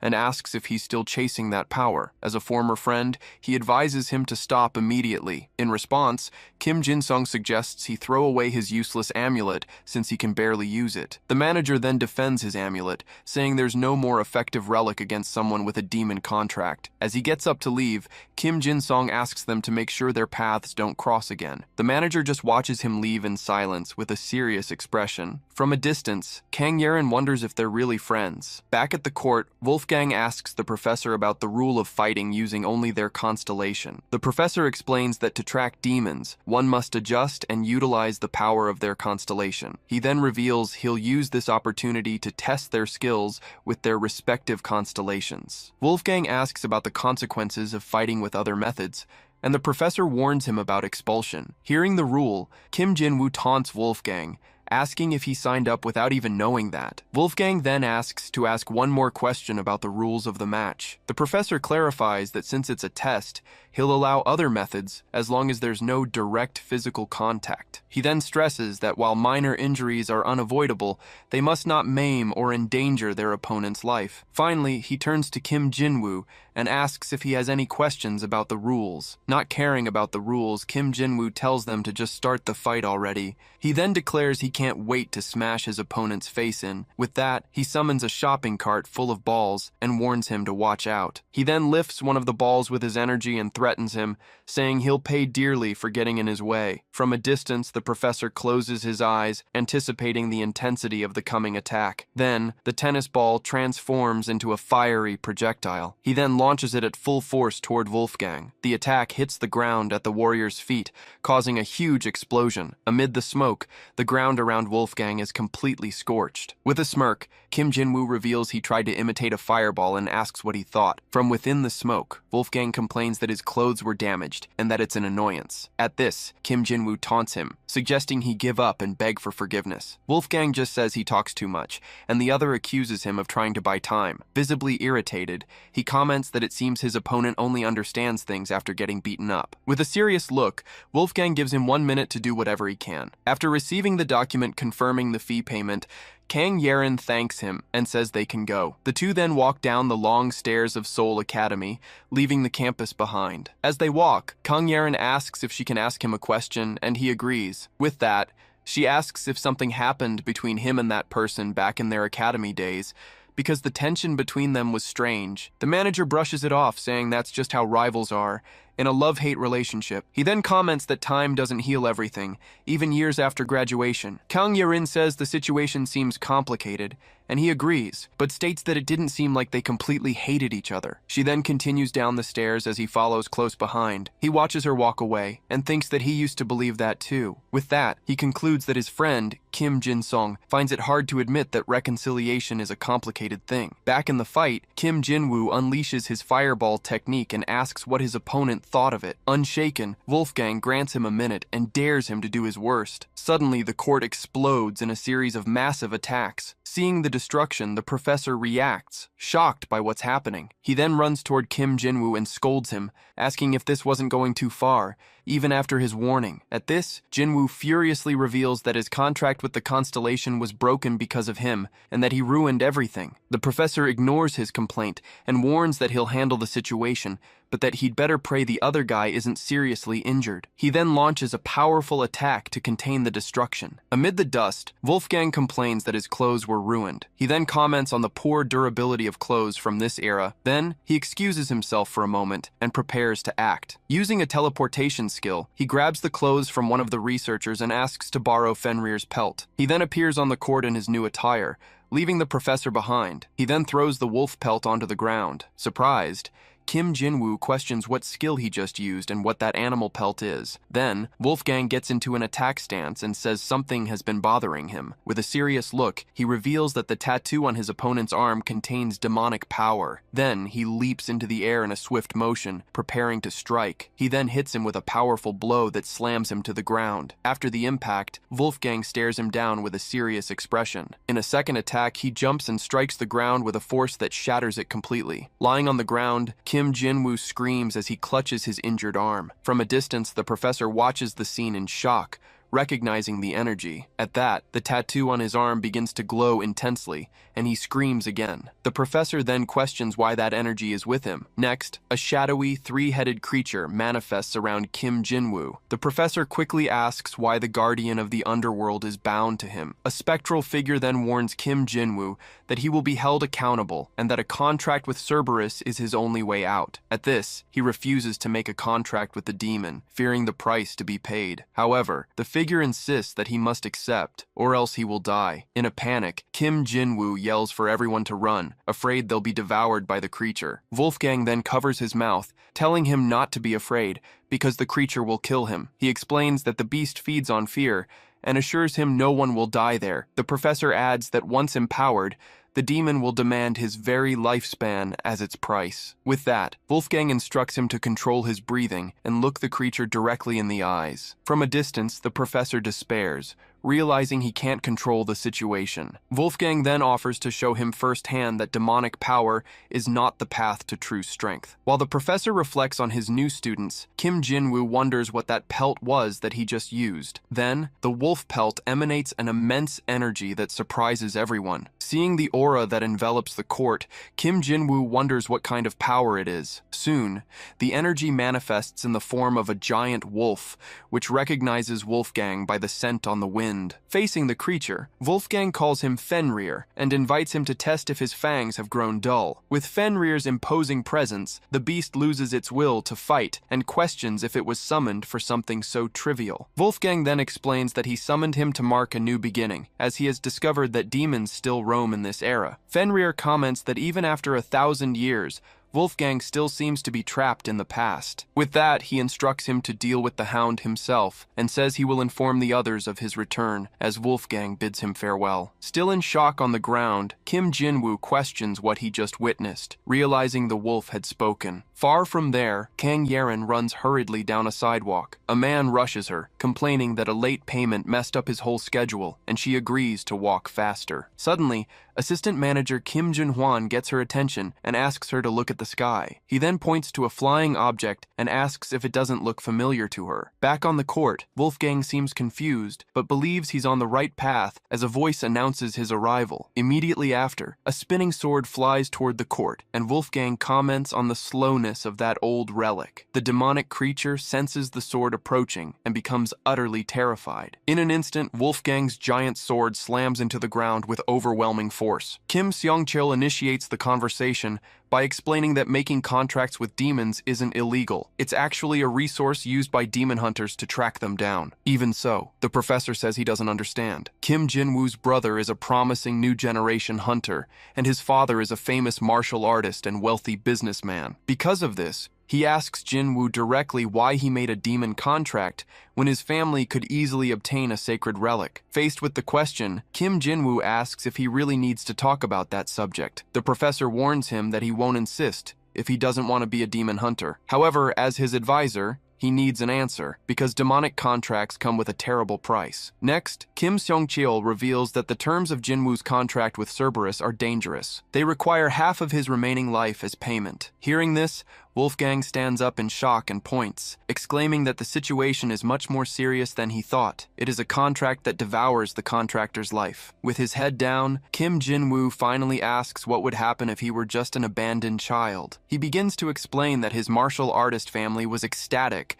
when his brother made a contract with the descendant of the Barbarian's constellation. They believed they would soon become the best in Korea. Kim Jin-woo continues, explaining that this was the lifelong dream of his father, a legendary martial artist, although today he is better known as a businessman. Thus, he reveals that the contract was expanded to a family contract. It made it seem like his father's dream was finally coming true. He then recalls that while everyone was busy celebrating the family's achievement, the talentless son and major disappointment ruined everything, causing the constellation to end its contract. Back in the present, Jinwoo vents that none of this would have happened if it weren't for him. Not understanding the accusation, Wolfgang asks why that would be his fault. In a flashback, the descendant of the Barbarian's constellation manifests. It tells Wolfgang that it is not angry, as the disrespect was just the ignorance of a child who didn't recognize him. Soon after, the constellation asks for forgiveness for not knowing who he was. Back in the present, Wolfgang assures Kim Jinwoo that his punishment for challenging him ended there. What happened afterward was strictly between him and the constellation. In the flashback,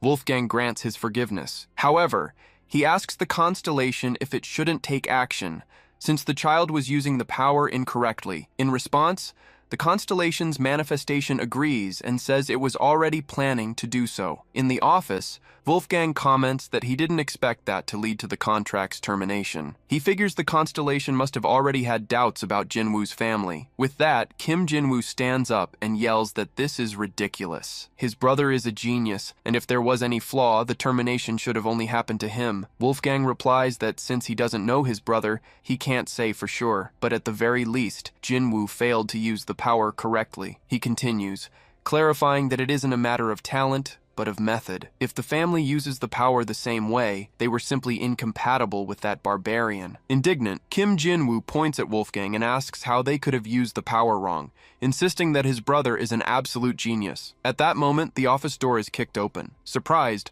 Jinwoo turns around and recognizes the person, questioning his brother. Immediately, his brother calls him trash and orders him to leave right away. The scene shifts outside, where Kang Yeren is running toward the academy building. She then yells for someone to hurry up, saying they will be in trouble if Wolfgang causes another scene. A voice replies that she was the one who told him to hurry. Meanwhile, Kim Jun-hwan, the assistant manager, appears dizzy while complaining about the stairs. Outside, as he is dragged down the hallway, Kim Jinwoo screams that he was wrong and that he will fix everything. He is then dragged out of the building while begging his older brother to stop. The scene pans out, showing the two of them crossing the academy courtyard. With that, his brother throws him forcefully onto the grass. Fallen on the ground, Jinwoo starts to cry. His brother tells him to stop crying and calls him trash, asking if terminating contracts is a hobby for him. Next, he kicks him and yells that he worked hard to get him into that school, only for him to get another contract termination. As they walk away from the commotion, Kim Seong-chul comments that because of Jinwoo, they couldn't even talk about Wolfgang. He asks if there is a problem. Wolfgang replies that the problem is huge. He states that he needs to become a demon hunter, demanding that the professor speak up if there are any obstacles. Kim Seong-chul just smiles and says that actually it's quite the opposite. A memory shows someone challenging Wolfgang in an arena, telling him to admit defeat and kneel if he can't win. Back in the present, Wolfgang asks if the professor already knew. He confirms that he felt the demonic energy earlier but needed to be sure. With an air of confidence, Kim Seong-chul states that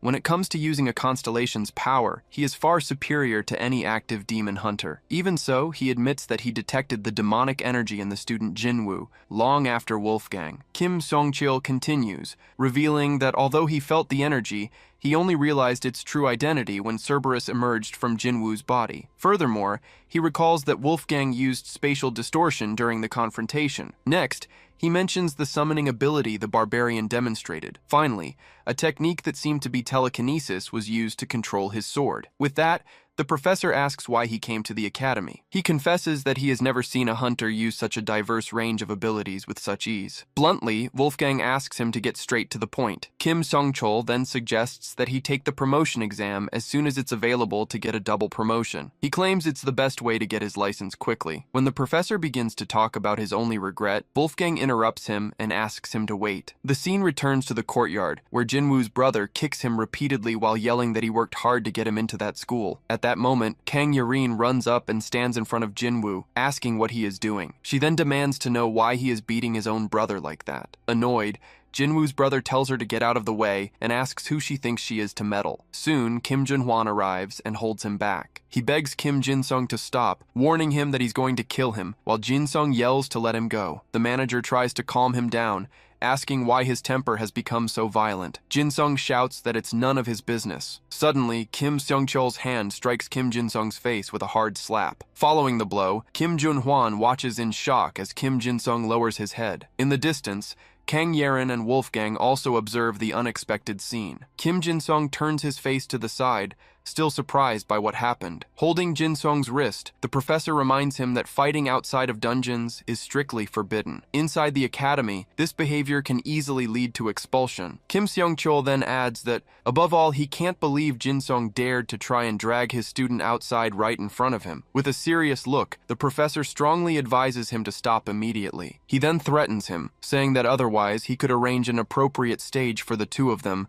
taking that as a challenge. Surprised by the statement, Kim Jin-sung asks if he really said his student. Jin-sung argues that his brother doesn't even have a contract with a constellation or a demon. He asks if the professor really intends to keep him at the academy. The professor replies that whether or not he is a contracted hunter doesn't matter. It has nothing to do with him becoming his student. After hearing the response, Kim Jin-sung stares at the professor in silence for a moment. Kim Seong-chol returns the gaze, maintaining his firm stance. Finally, Kim Jin-sung gives up and says to let his brother enroll. With that said, he turns around and begins to walk away from everyone. In the infirmary, Professor Kim Seong-chol explains that the Academy's magical healing barriers should ensure Jinwoo's swift recovery unless his injuries are critical. However, he comments that the real issue seems to be Kim Jinwoo's mental state. Kang Yarin then asks if this has something to do with his brother, the hunter Kim Jin-seong. The professor mysteriously replies that he's wondering the same thing. In a flashback, Jinwoo yells that it makes no sense. His brother is a genius, so any contract failure should have affected him alone. He then points at Wolfgang, questioning his misuse of power and reaffirming his brother's talent. Another memory shows Kim Jin-sung asking the professor if he will still accept his brother into the academy, even without a contract with a constellation or a demon. The memory ends with Jin-sung agreeing to let his brother enroll.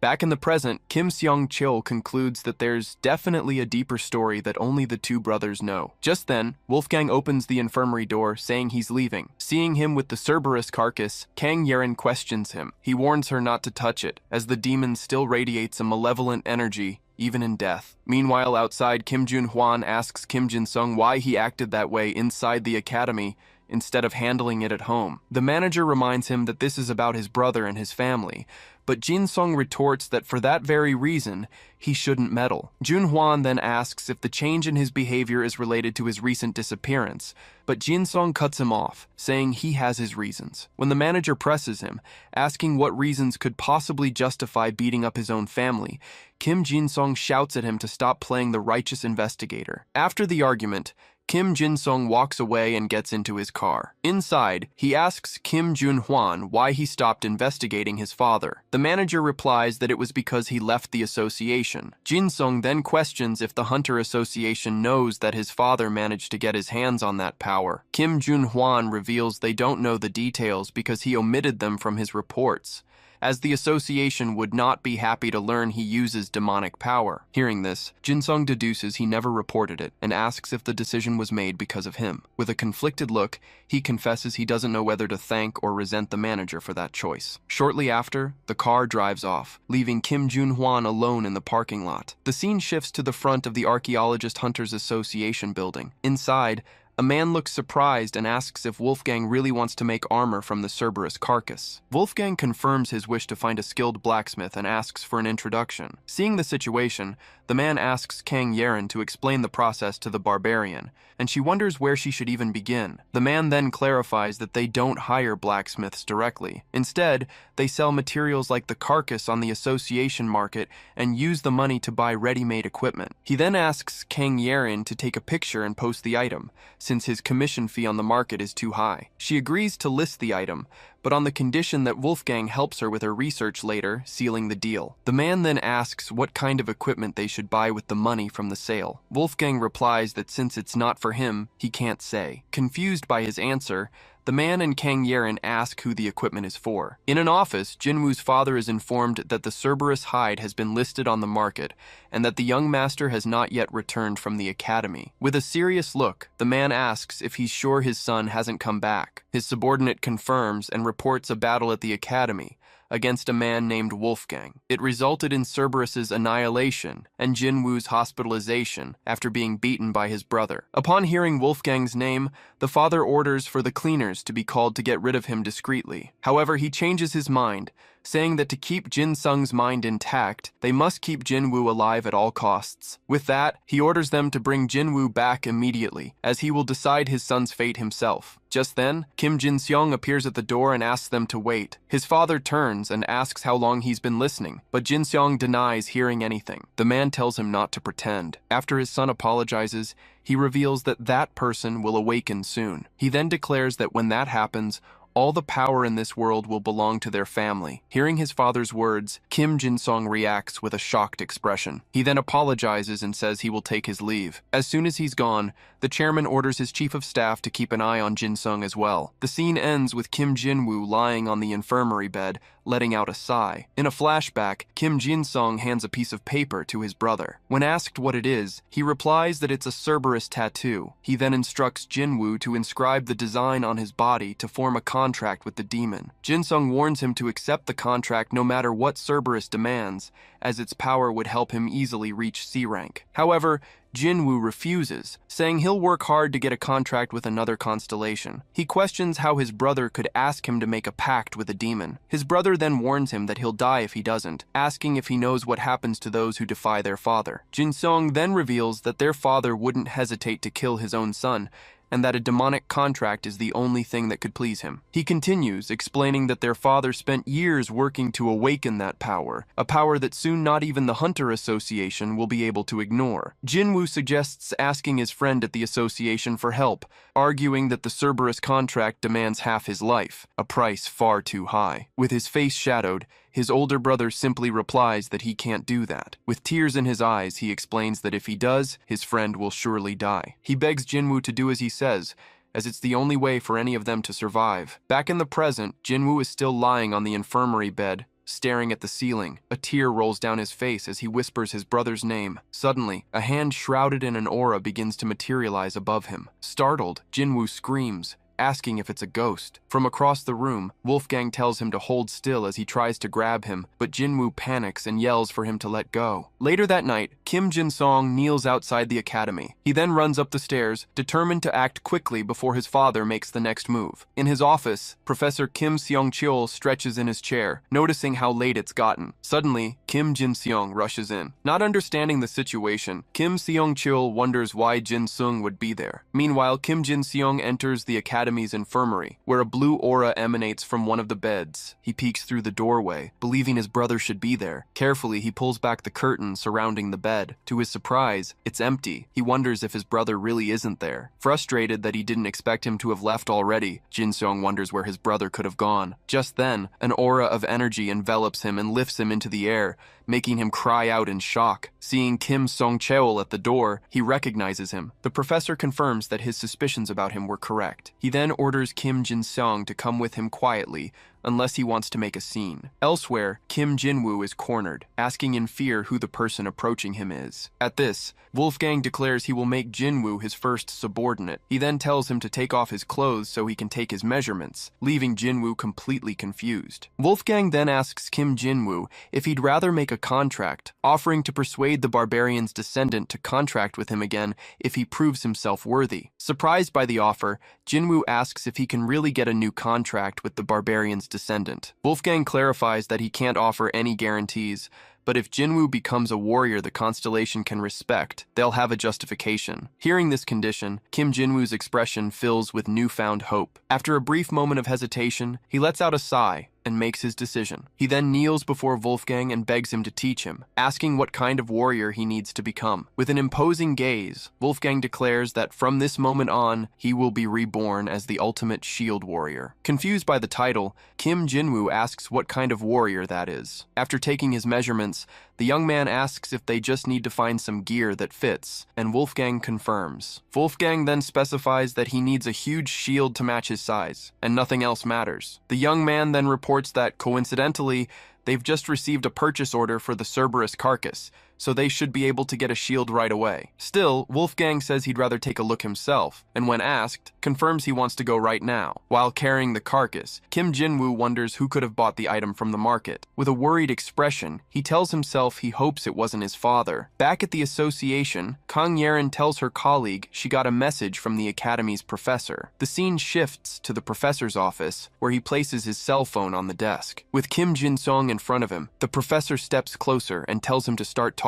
He then asks if he got another demon's mark and is trying to force his brother into a new contract, questioning if he has any idea of the terrible price behind it. Seeing that Jin-sung has no intention of answering, the professor says he understands this is for everyone's good. With that, he suggests that running away won't solve anything and offers to help, but Jin-sung refuses, stating the professor can't handle the situation. The professor then informs him that Jinwoo is with the archaeologist hunters, and he can find him by contacting Junhwan, but that he will no longer accept Jinwoo at the academy. Outraged, Jin-seong grabs him and shouts, reminding him that he had promised to accept him. Finally, Kim Seong-chul explains that a demon hunter must be prepared to die, and asks how he can trust someone who treats the academy as just a shelter. The professor then offers to help Jin-sung use the academy as a shelter, but demands he first explain what's happening with the brothers. At this, Jin-sung begins to tell an old story, revealing that despite being a renowned martial artist, his father was never chosen by a constellation. He continues, explaining that his own contract with a foreign constellation was recently terminated, proving what his father always said, that there are things money can't buy. Next, Jin-sung reveals he received his first invitation in 15 years to a high-ranking hunter club, but was uninvited as soon as they learned of his contract's termination. He then states that his father isn't the type of man to let a humiliation like this slide, and that the professor surely understands what that means. Hearing the story, Kim Seong-chul deduces that, to gain power, his father made a contract with an incredibly powerful demon. Jin-sung confirms, saying only the Hunters Association can stop his father, who is obsessed with demonic power, but he questions if they will actually take action. The professor then asks why he treated Jinwoo that way, questioning if it was really necessary to push his own brother so hard. With that, Jin-seong reveals their father has already been completely consumed by corruption, and that he offered demonic power to Jinwoo to prevent their father from killing him. He then confesses that by beating Jinwoo, he wanted to end the matter with his own hands before his father did. Right after, he reveals his father has summoned the cleaners,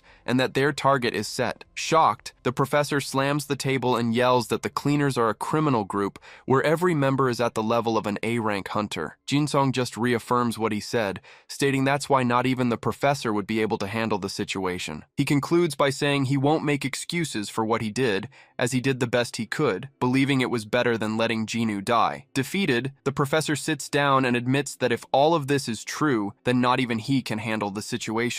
Jin-sung laments, saying that if his contract with the constellation had remained intact, none of this would have happened, and his father wouldn't have changed so much. The professor then says that, even so, regardless of what Jinwoo did wrong, he couldn't just stand by and watch a father hurt his own son. With a determined expression, Jin-sung declares that whatever it takes, he must resolve the situation, as it's a family matter. The scene moves to the next day. Kim Jinwoo appears with a tired expression. Then, the young man from the association hands him a shield, saying that while it's not a holy relic, it's still very good and he's sure he'll make good use of it. Wolfgang then easily takes the shield and comments that it's light and sturdy, perfect as a first shield. Even so, Jinwoo complains that seeing it in person, the shield seems very dull compared to weapons like swords, spears, or hammers. At this, Wolfgang warns him, saying he needs to know his own limits because with any other weapon, he wouldn't even be able to scratch a demon. He then explains that with a shield, it's a different story, since by focusing on defense, he can guarantee his survival, which leads Jinwoo to ask if he's calling him weak. Without hesitation,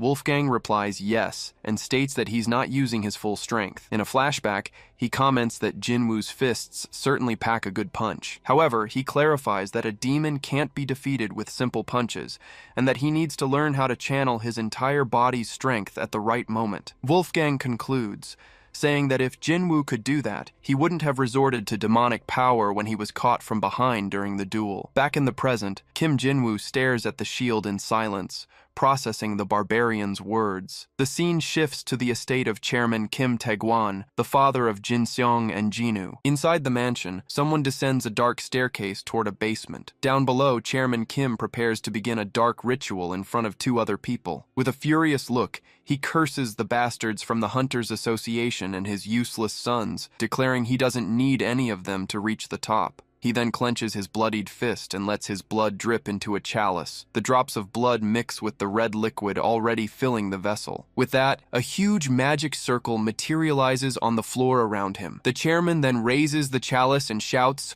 offering the blood of his humble servant to the great Father of Darkness. He continues his prayer, asking for the entity to look upon this old world full of hypocrisy. With the sky darkening outside, he cries out for the rotten order of light to be destroyed and for the red eye of the heavens to open. Nearby, the two guests watch with excitement, believing they too will become strong and make a fortune when the chairman gains his power. The chairman then offers their flesh and blood as a sacrifice for the ritual. He continues the chant, commanding the sealed gate of the abyss to open and allow the descent of the Dark Lord. At that moment, a shapeless, bloody mass begins to emerge violently from within the chalice. With an ecstatic look, the chairman watches the manifestation of the entity he has summoned. Without warning, the mass of dark energy lurches forward and slams into the chairman's face. With a choked cry, the man's eye glows with a demonic mark. Seeing this, his guests back away in a panic, telling him to wait. Then, a scream of agony echoes through the basement as energy tentacles spread across the floor. In the chairman's place, a gigantic chained demonic creature materializes before the two of them. As the man questions if that being is still the chairman, his female companion beside him is pierced by a surprise attack. Blood splatters on the guest's face as he watches the scene in complete horror. Fallen, the man calls out for his partner,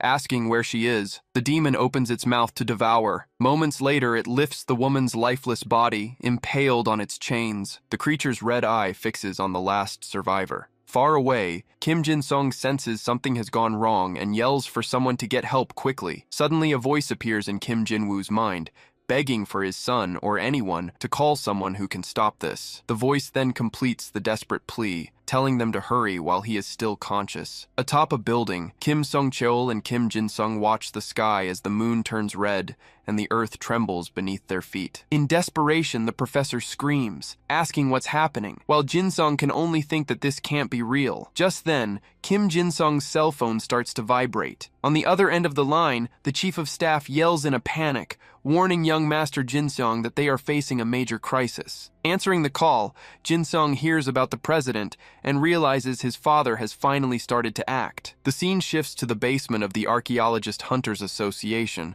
where Wolfgang and Kim Jinwoo are preparing to train. Jinwoo complains about the dusty place, and Wolfgang explains that as archaeologist hunters, they don't have a proper space for combat training. With that, Wolfgang tells his subordinate number 1 to calm down as he gets too excited in battle and loses his balance. Then, a memory reminds him of how he always leaves himself open for a counterattack. Even so, he takes a deep breath and composes himself, saying he'll try. Soon, Kim Jinwoo raises his shield, preparing his stance for the training. Wolfgang then instructs him to stay calm and keep a low stance, warning that they'll start with a light blow. The next moment, the Barbarian unleashes a powerful punch against Jinwoo's shield. Kang Yeren is thrown back by the impact, wondering to herself why a simple punch sounded like an explosion. His face contorted by the force, Jinwoo struggles to withstand the power of the blow. The shockwave from the punch hurls Jinwoo backward, destroying boxes and scattering debris across the warehouse. Panting, Kim Jinwoo can hardly believe it and asks if that was really a light blow. Wolfgang then cracks his knuckles and says it wasn't bad, since he at least managed to stay on his feet, even though it was just a tap. As the dust and paper settle, Jinwoo is left speechless by the mess made in the area. Next, Wolfgang instructs him to memorize that feeling and stance, saying he'll watch from the side, and Jinwoo agrees. Kang Yeren comments that at least he takes his training seriously, and Wolfgang adds that he's a skilled hunter who scored over 2,000 points on the promotion exam. With a smile, she asks if he's talking about the machine Jinwoo broke the moment he used a little strength. At that moment, a cell phone on a nearby table starts to ring. Without hesitating, Kim Jinwoo walks over and answers the call. Seeing this, Wolfgang comments on how easily he loses focus, but Kang Yeren defends him, saying she wants to encourage him since he's just starting out. Suddenly, Jinwoo yells into the phone, asking what the person on the other end said. He then confirms he understands and will go immediately, running off while apologizing for having to go home. Not understanding the situation, Kang Yeren asks what's going on, and Wolfgang replies that he has a bad feeling about it. Far away, Professor Kim Seong-cheol shouts in shock, questioning if he really performed a demonic descent ritual. He then asks if it wasn't just a simple contract, and upon receiving confirmation, he curses the situation. The chief of staff reports that when he left, the president was still conscious, and asks if they can stop him if they hurry. At this, Jin-sung says he'll go alone, as it's a family matter, but the professor refuses, stating that a demonic descent is no longer a family problem and that he will go with him. The professor insists, saying a powerful hunter like him will make the association move much faster, as they wouldn't pay attention to a report from anyone else. Desperate, the chief of staff says he's going too, because his wife is still there, and Jin-sung tells him to calm down and call anyone else who can help. Immediately after, the three of them start running at high speed through the city streets. Back at the warehouse, Wolfgang states that something is wrong and he needs to leave because of a bad feeling. While cleaning up the mess, Kang Yeren jokes, asking if he's trying to get out of work, but he denies it. Wolfgang then walks toward the warehouse exit. Outside, the two look up at the sky, which has suddenly darkened, and Kang Yeren questions why this is happening in broad daylight. With his gaze fixed on the sky, Wolfgang senses a sinister energy in the air. He then tells her it seems a demon has appeared, leaving her shocked by the news. Wolfgang asks why that would be impossible, recalling that subordinate number 1 also made a contract, but she argues that a demon appearing on the surface is something else entirely. Even so, he replies that he doubts things will stay this way from now on. With an aura of power surrounding him, Wolfgang concludes that it seems they are beginning a full-scale invasion after waiting for 1,000 years. Desperate, Kim Jin-sung runs through the streets, praying he can make it in time. Soon after, he reaches the door of his family's mansion. As he gets closer, he shouts in fear, asking what's happening there. Without warning, chains of red energy shatter the front door. Next, the energy completely destroys the home's foyer. A huge explosion of energy erupts from inside the property. Shielding himself from the blast, Jin-sung wonders if he's too late, calling out for his father. Suddenly, something in the sky catches his attention. Even without understanding, he wonders what it could be. Soon, everyone watches as a gigantic energy sword descends from the heavens toward the city. The colossal weapon strikes the ground with devastating force. Facing the threat, Wolfgang draws his sword and orders Yeren to evacuate to a safe place. At this, she tells him to be careful, warning that the Hunters Association is already on its way. Without hesitation, he propels his body forward. Then, Wolfgang leaps toward the energy, his own weapon in hand. Amidst the destruction, Wolfgang tells the demons to wait, because the last barbarian is coming for them. The scene shows fire and destruction spreading across the battle site. Elsewhere in the city, Kim Jin-sung appears, panting and wounded amidst the wreckage. He then screams for his father not to succumb to the demon and to wake up. Suddenly, a chain of energy shoots toward him from the darkness. With that, the chain pierces through his body. Then, A demonic voice informs him that this man is no longer his father. Facing the creature, Jinsong falls to his knees as the voice tells him not to despair. Finally, the demon reveals that, starting with his father, it will slaughter every last human being. Chained and trapped, Kim Jinsong screams. He questions how his father could end up like this, begging him to come to his senses. In response, the demon calls him a fool for still clinging to the dead and tells him to just die as it launches an attack. His face twisted in pain, Jinsong refuses to accept the end, declaring he can't die like this. In that instant, Kim Jinwoo suddenly appears and blocks the attack with his shield. Seeing his younger brother protecting him, a shocked Jinsong asks what he's doing there. With a determined smile, Jinwoo tells his brother not to worry. This time, he will protect him. The scene shifts to the Guxiang dungeon in China, where a hunter tells his partner they're almost done. Immediately after, a monster attacks the pair with a sharp cry. The female hunter identifies the attack as a dragon's breath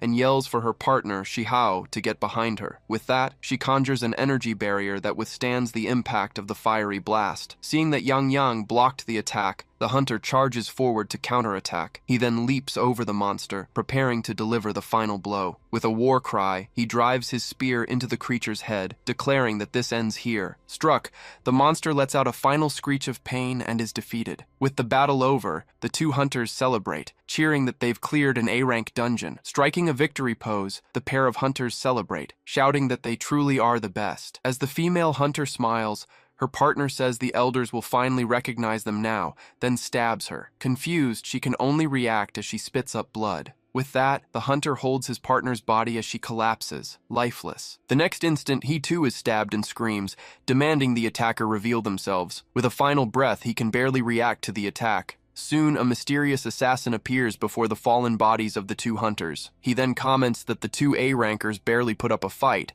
and that he's moving to the next target's location immediately. Next, the assassin looks at a photo of Wolfgang on his phone. On top of a building, Wolfgang says he doesn't know why the sky suddenly changed, but the chaos only plays to his advantage. Far away, the assassin notes his next target is just an F rank, but there must be something special about him for a kill contract to be issued. With that, he declares he'll finish him in a single, clean blow. Wolfgang then defends himself from a surprise attack that explodes against his sword. From the impact, he's enveloped in a dark aura and retreats. Kneeling on the ground after the attack, Wolfgang coughs as the assassin watches from above. As the assassin reports the target's elimination, his constellation warns him to retreat immediately, leaving him confused by the message. Suddenly, Wolfgang appears, and the assassin panics. Then, he cuts him down as if he were nothing. Spitting blood, the assassin boasts that Wolfgang may have defended against one target, but he definitely inhaled the poison. With a threatening gaze,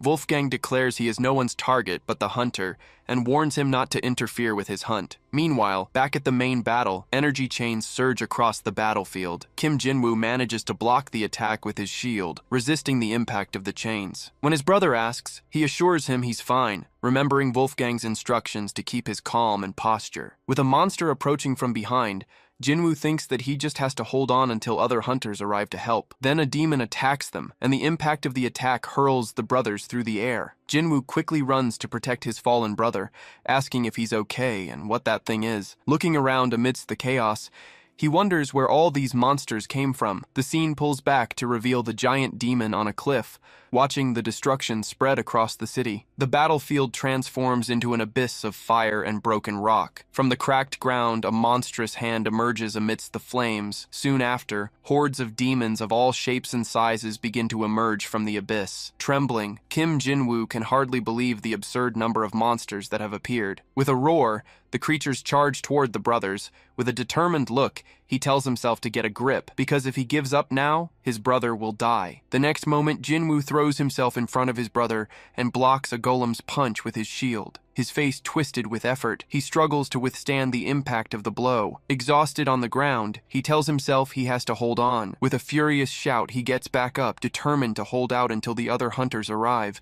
He then defends himself from a demon's blow. He quickly turns and blocks another creature's attack with his shield. He then lunges forward and hits a slimy monster with a powerful shield bash. He continues to fight, landing a punch on another creature. With no time to rest, a tentacled monster lunges at him. With a cry cry of pain, Jinwoo is hit head-on, his shield shattering from the attack. Fallen on the ground, Jinwoo refuses to give up, repeating to himself that he must protect his brother. Even so, the tentacled creature moves in to deliver the final blow. With the remains of his shield, he prepares to block the attack with all his might. Suddenly, he looks past the monster, wondering what has just appeared. An instant later, a giant sword pins the creature to the ground, killing it instantly. A voice then praises his #1 subordinate, saying he held on well until the end. In the middle of the battlefield, Wolfgang appears to protect the two brothers. He then declares that Jinwoo is truly a man worthy of holding a shield and protecting his allies. Relieved, Jinwoo can only call out Wolfgang's name upon seeing him, sword in hand. Before them, a horde of grotesque-looking demons prepares to attack. Wolfgang's eyes glow with intense energy. He then lets out a powerful roar,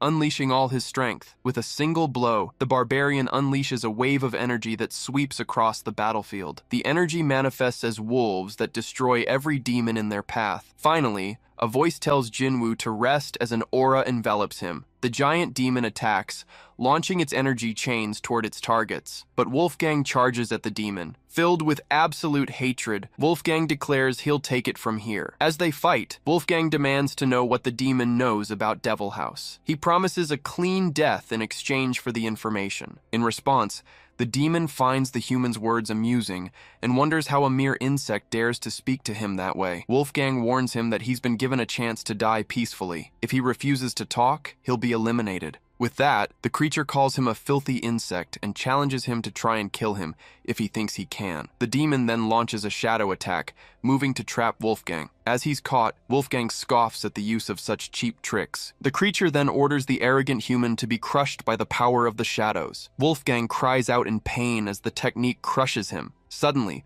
the energy intensifies, causing the demon to scream as well. Surprised, the demon wonders about the source of this immense energy. The shadow restraints begin to cut into the barbarian's body. With that, his blood begins to gush from the wounds. Even so, an aura of blue energy emanates from his body, breaking the restraints. The demon questions how he broke free from the shadow, realizing Wolfgang is no ordinary human. Then, a powerful blue energy attack cuts through the ground in front of him. With his eyes glowing red, Wolfgang spins and unleashes a powerful blow with his sword. The blade, covered in a blue energy aura, strikes the demon square in the chest. Startled by the attack, the demon cries out in pain. The impact of the sword throws the creature backward, breaking the chains that held it. Facing his enemy, Wolfgang points at him and says he is weak, so weak that his name isn't even worth remembering. Enraged by the human's audacity, the demon Umbrax orders his servants to kill him. With that, a giant stone golem materializes and advances toward Wolfgang. Carrying his brother on his shoulders, Kim Jinwoo yells for Wolfgang to watch out. The golem then raises its stone fist and delivers a crushing blow toward the barbarian. Despite the attack,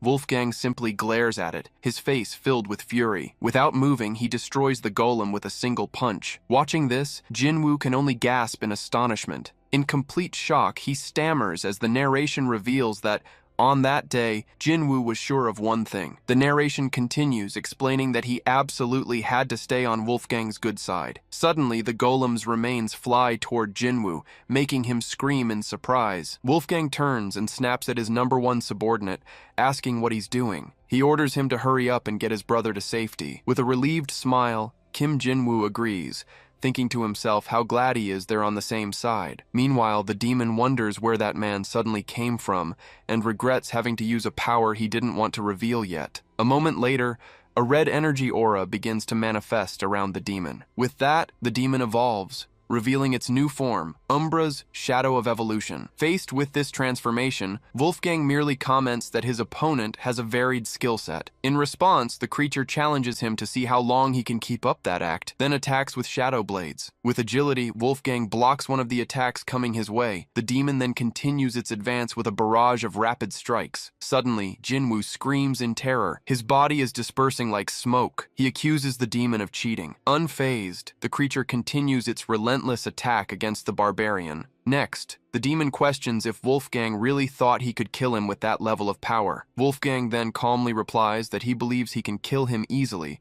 even at that level. Shocked by the human's confidence, the demon can barely finish its sentence. Furious with his opponent's arrogance, the creature prepares for another attack. With a furious cry, the demon calls him a filthy insect and orders him to just die. In a flashback, an older barbarian asks his companion, Jonas, if he's heard the rumors about demons that are immune to attacks. The older barbarian tells Wolfgang not to be afraid. Wolfgang retorts, but his master cuts him off, claiming the demons will be useless against his warhammer, blessed with the lightning of angels. Back in the present, Wolfgang blocks the demon's attack with a glowing warhammer. Surprised, the demon wonders how a human is deflecting its attack. Then, it realizes the weapon is blessed by an angel. With the weapon in hand, Wolfgang mentally thanks his old companion, Jonas. The creature glares at its opponent with fury. Next, Wolfgang attacks the demon with the full force of his warhammer. The impact of the weapon generates an explosion of energy. Struck squarely, the creature staggers back. In a rage, the demon calls him a bastard and realizes that this won't work. With that, Wolfgang asks one last time where Devil House is. The creature then curses the situation as its shadow form detaches and tries to flee. While the creature thinks that it can't believe it was defeated by a pathetic human, Wolfgang stands over the demon's defeated body. Demanding an answer, Wolfgang smashes the ground with his hammer in a final attack. With the impact of the blow, the creature's shadow form is thrown far away. Right after the hammer is thrown at the creature,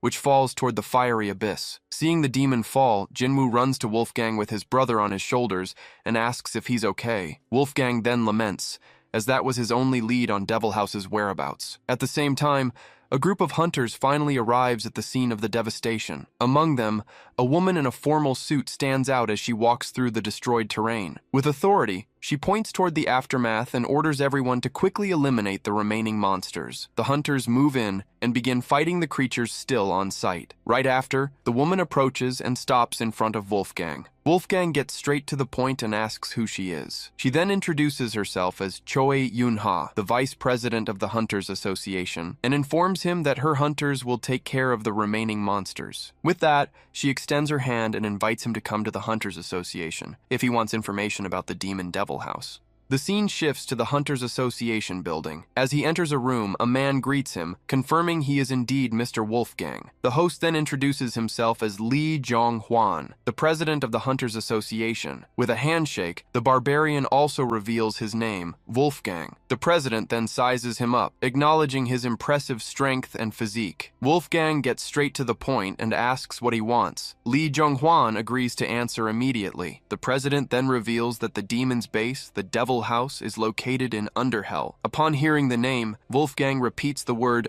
Underhell in a serious tone. Li Zhonghwan explains that demons are vulnerable to sunlight, which is why they hide in Underhell, a place infested with them. Wolfgang cuts him off, saying he already knows what the place is and demands the entrance's location, but the president insists he isn't finished speaking. He then changes the subject, recalling the day Wolfgang destroyed a sacred relic at the Hunter Promotion Test Site. Li Zhonghwan continues, adding that he also destroyed the barrier that kept the Slime King under control, allowing it to escape. Furthermore, the president mentions that a demon was summoned at the academy right in front of the barbarian. He goes on, citing how Wolfgang subdued the Cleaners, a group of increasingly powerful assassins. Finally, he points out that the barbarian emerged unscathed from his confrontation with the demon Umbrax, making Wolfgang wonder where he's going with this conversation. Li Zhonghwan questions him about the coincidences, citing the emergence of a powerful figure who made a contract with a constellation and soon became involved with demons. For this reason, the president declares that he needs to verify Mr. Wolfgang's true identity and purpose. Thus, the constellation Sun of Hwanung summons an altar called the Chamsongdan altar. The summoned figure reveals itself to be the constellation Sun of Hwanung, Dangun Wangjum. Faced with this situation, Wolfgang asks if he's being accused of allying with demons. The president replies that's not quite it, as an energy envelops him. He then clarifies that his intention is merely to investigate his identity a little. Outside, the assistant comments that that it must be time for them to leave. A mental image from the assistant shows how she imagines the rigorous investigation being conducted by the president. Suddenly, the woman turns to the room and asks if they're done yet. At that same moment, a blade of energy strikes and dispels the president's manifestation. Shocked, the assistant screams for the president, who appears breathless and on his knees. With an aura surrounding him, Wolfgang states that the so-called president of the association is too weak. The assistant then steps in front of him and demands that Wolfgang show some respect, reminding him that the president is the pinnacle of hunters in South Korea. As a blade of energy forms in his hand, Wolfgang simply replies that he called the weak.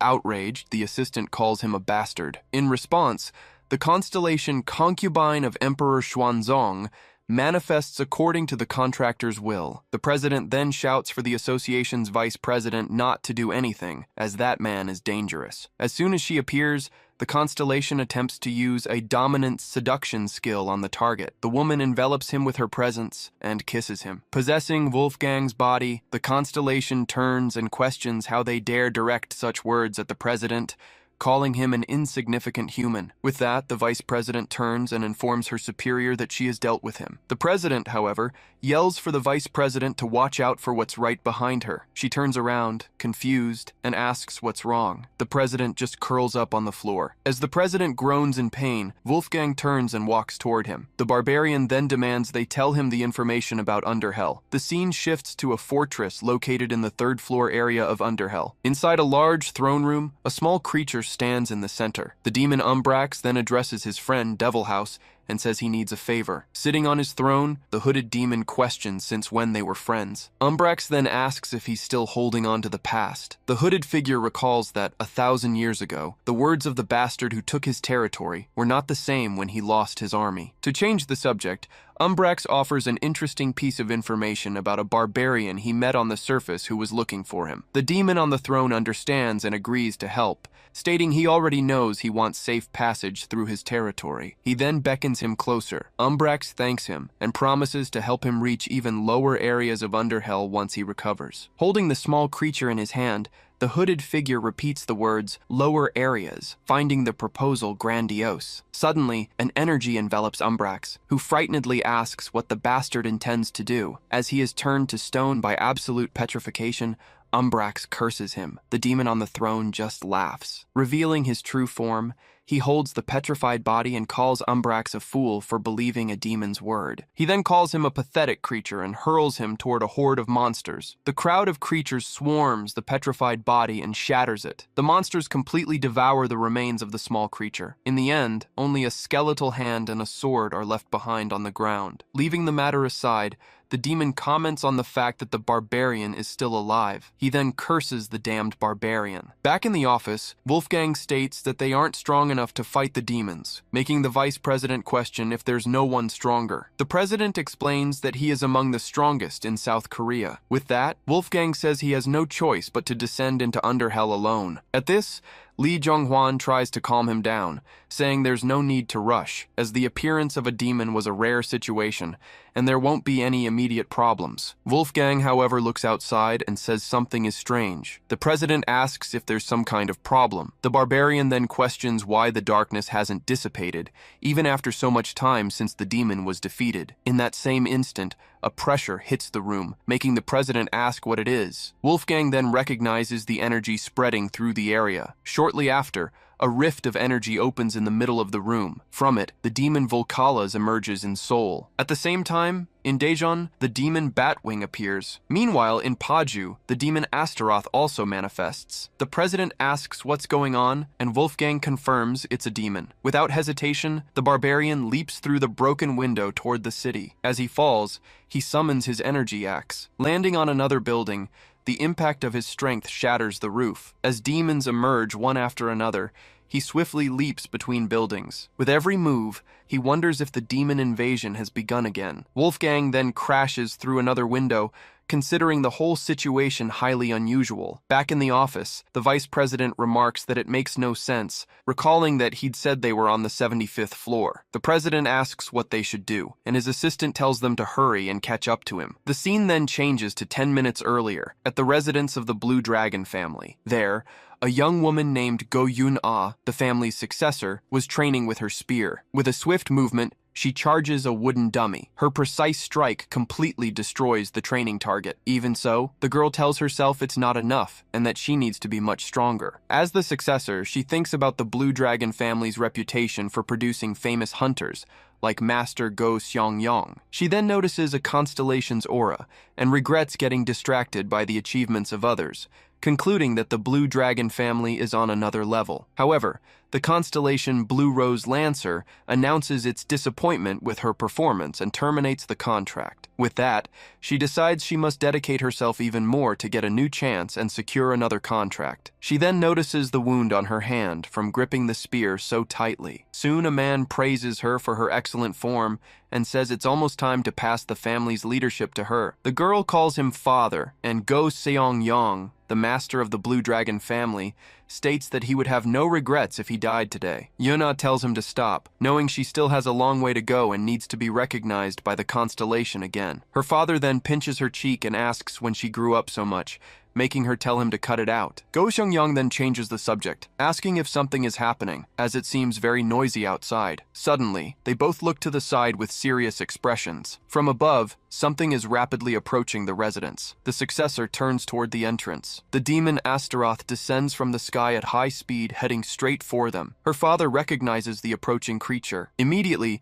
Go Xiangyang gets into a fighting stance and orders Yuna to get back inside and contact the Hunters Association. The demon introduces herself and, first things first, asks where the Barbarian is. In a flashback, Devil House orders the three demons to go to the surface and find the Barbarian. Volcalas then asks his lord how they're supposed to find him if the only information they have is that he's a barbarian. Devil House replies that he's the biggest idiot who just charges in swinging his weapon and promises a reward if they find him and bring him to him. Back in the present, Volcalas wonders how he'll find this human and what kind of fool would dare charge at him. The demon then roars through the city. At that same moment, Wolfgang charges toward him, yelling as he leaps between buildings. Seeing him, Volcalas remarks that the description was surprisingly accurate. As Wolfgang scales a building, the demon asks where he thinks he's going. Volcalas then declares that he, and not the others, will be the one to claim the reward. With that, the monster launches a powerful energy punch at the hunter. Meanwhile, in Paju, Go Xiangyang has been defeated and is on his knees before Astaroth. He questions how an S-rank hunter like himself could be defeated so easily. Astaroth praises his strength and demands information, but he just tells her not to make him laugh. With that, the demon says she'll see how much he can take, making him scream in pain. Yuna runs outside, shouting that she's already contacted the association. Astaroth squeezes Go Xiangyang's neck as he struggles to breathe. In despair, the girl screams for her father's life. The demon just responds with a cruel, menacing smile. The successor then hesitates, telling herself to wait a moment. She quickly concludes that, without a contract, charging in now would be a meaningless death. With her body in poor condition and her contract terminated, she thinks she couldn't do what even her father failed to do. The young woman then wonders if the right thing to do isn't to wait for the Hunters Association. Her father continues to be choked by the demon. With his last bit of strength, he tells Yuna that it's okay. Then, the master tells his daughter to stay safe. Astaroth sentences him to death if he has no intention of talking, making him choke. At the exact moment of the blow, Yuna appears and blocks the attack with her energy spear. The demon turns in surprise, wondering how she got there. With a war cry, the girl charges forward with all her strength. The attack throws the girl backward, but it lands a direct hit on the demon. Astaroth then screams in pain as she's struck by the blow. The successor then retreats to her father's side. She supports him with one arm, holding her spear in the other hand. The family master apologizes for making her intervene and tells her to fall back, as this opponent is beyond her. Yuna refuses, stating she will face the demon and that she is the one who should be sorry. With that, She remembers her promise not to just stand by like a fool anymore. She then reinforces to herself that she would seize this opportunity and not run away in fear. In an internal monologue, the girl orders herself to stop looking for excuses to give up. She clenches her fist tightly, repeating to herself, "Never again, never again." Moved by this attitude, the Blue Rose Lancer constellation is deeply touched by Go Yuna's resolve. The entity then pays homage to the heart that does not crumble in the face of fear. Soon, the Blue Rose Lancer constellation proposes a formal contract to Go Yuna. The girl accepts and declares that she will never waver again, becoming the new contractor of the Blue Rose Lancer. Irritated, Astaroth curses the terrible timing of her contract and vows to kill her right then and there. In a fighting stance, an aura envelops the successor of the Blue Dragon family. Then, she activates the Water Walk skill, creating clones of herself that surround the demon. Surprised, Astaroth wonders how this is possible. Soon, one of the clones charges at her with spear in hand. The girl then delivers a final blow, the Spear of Penetration, which pierces the demon's body clean through.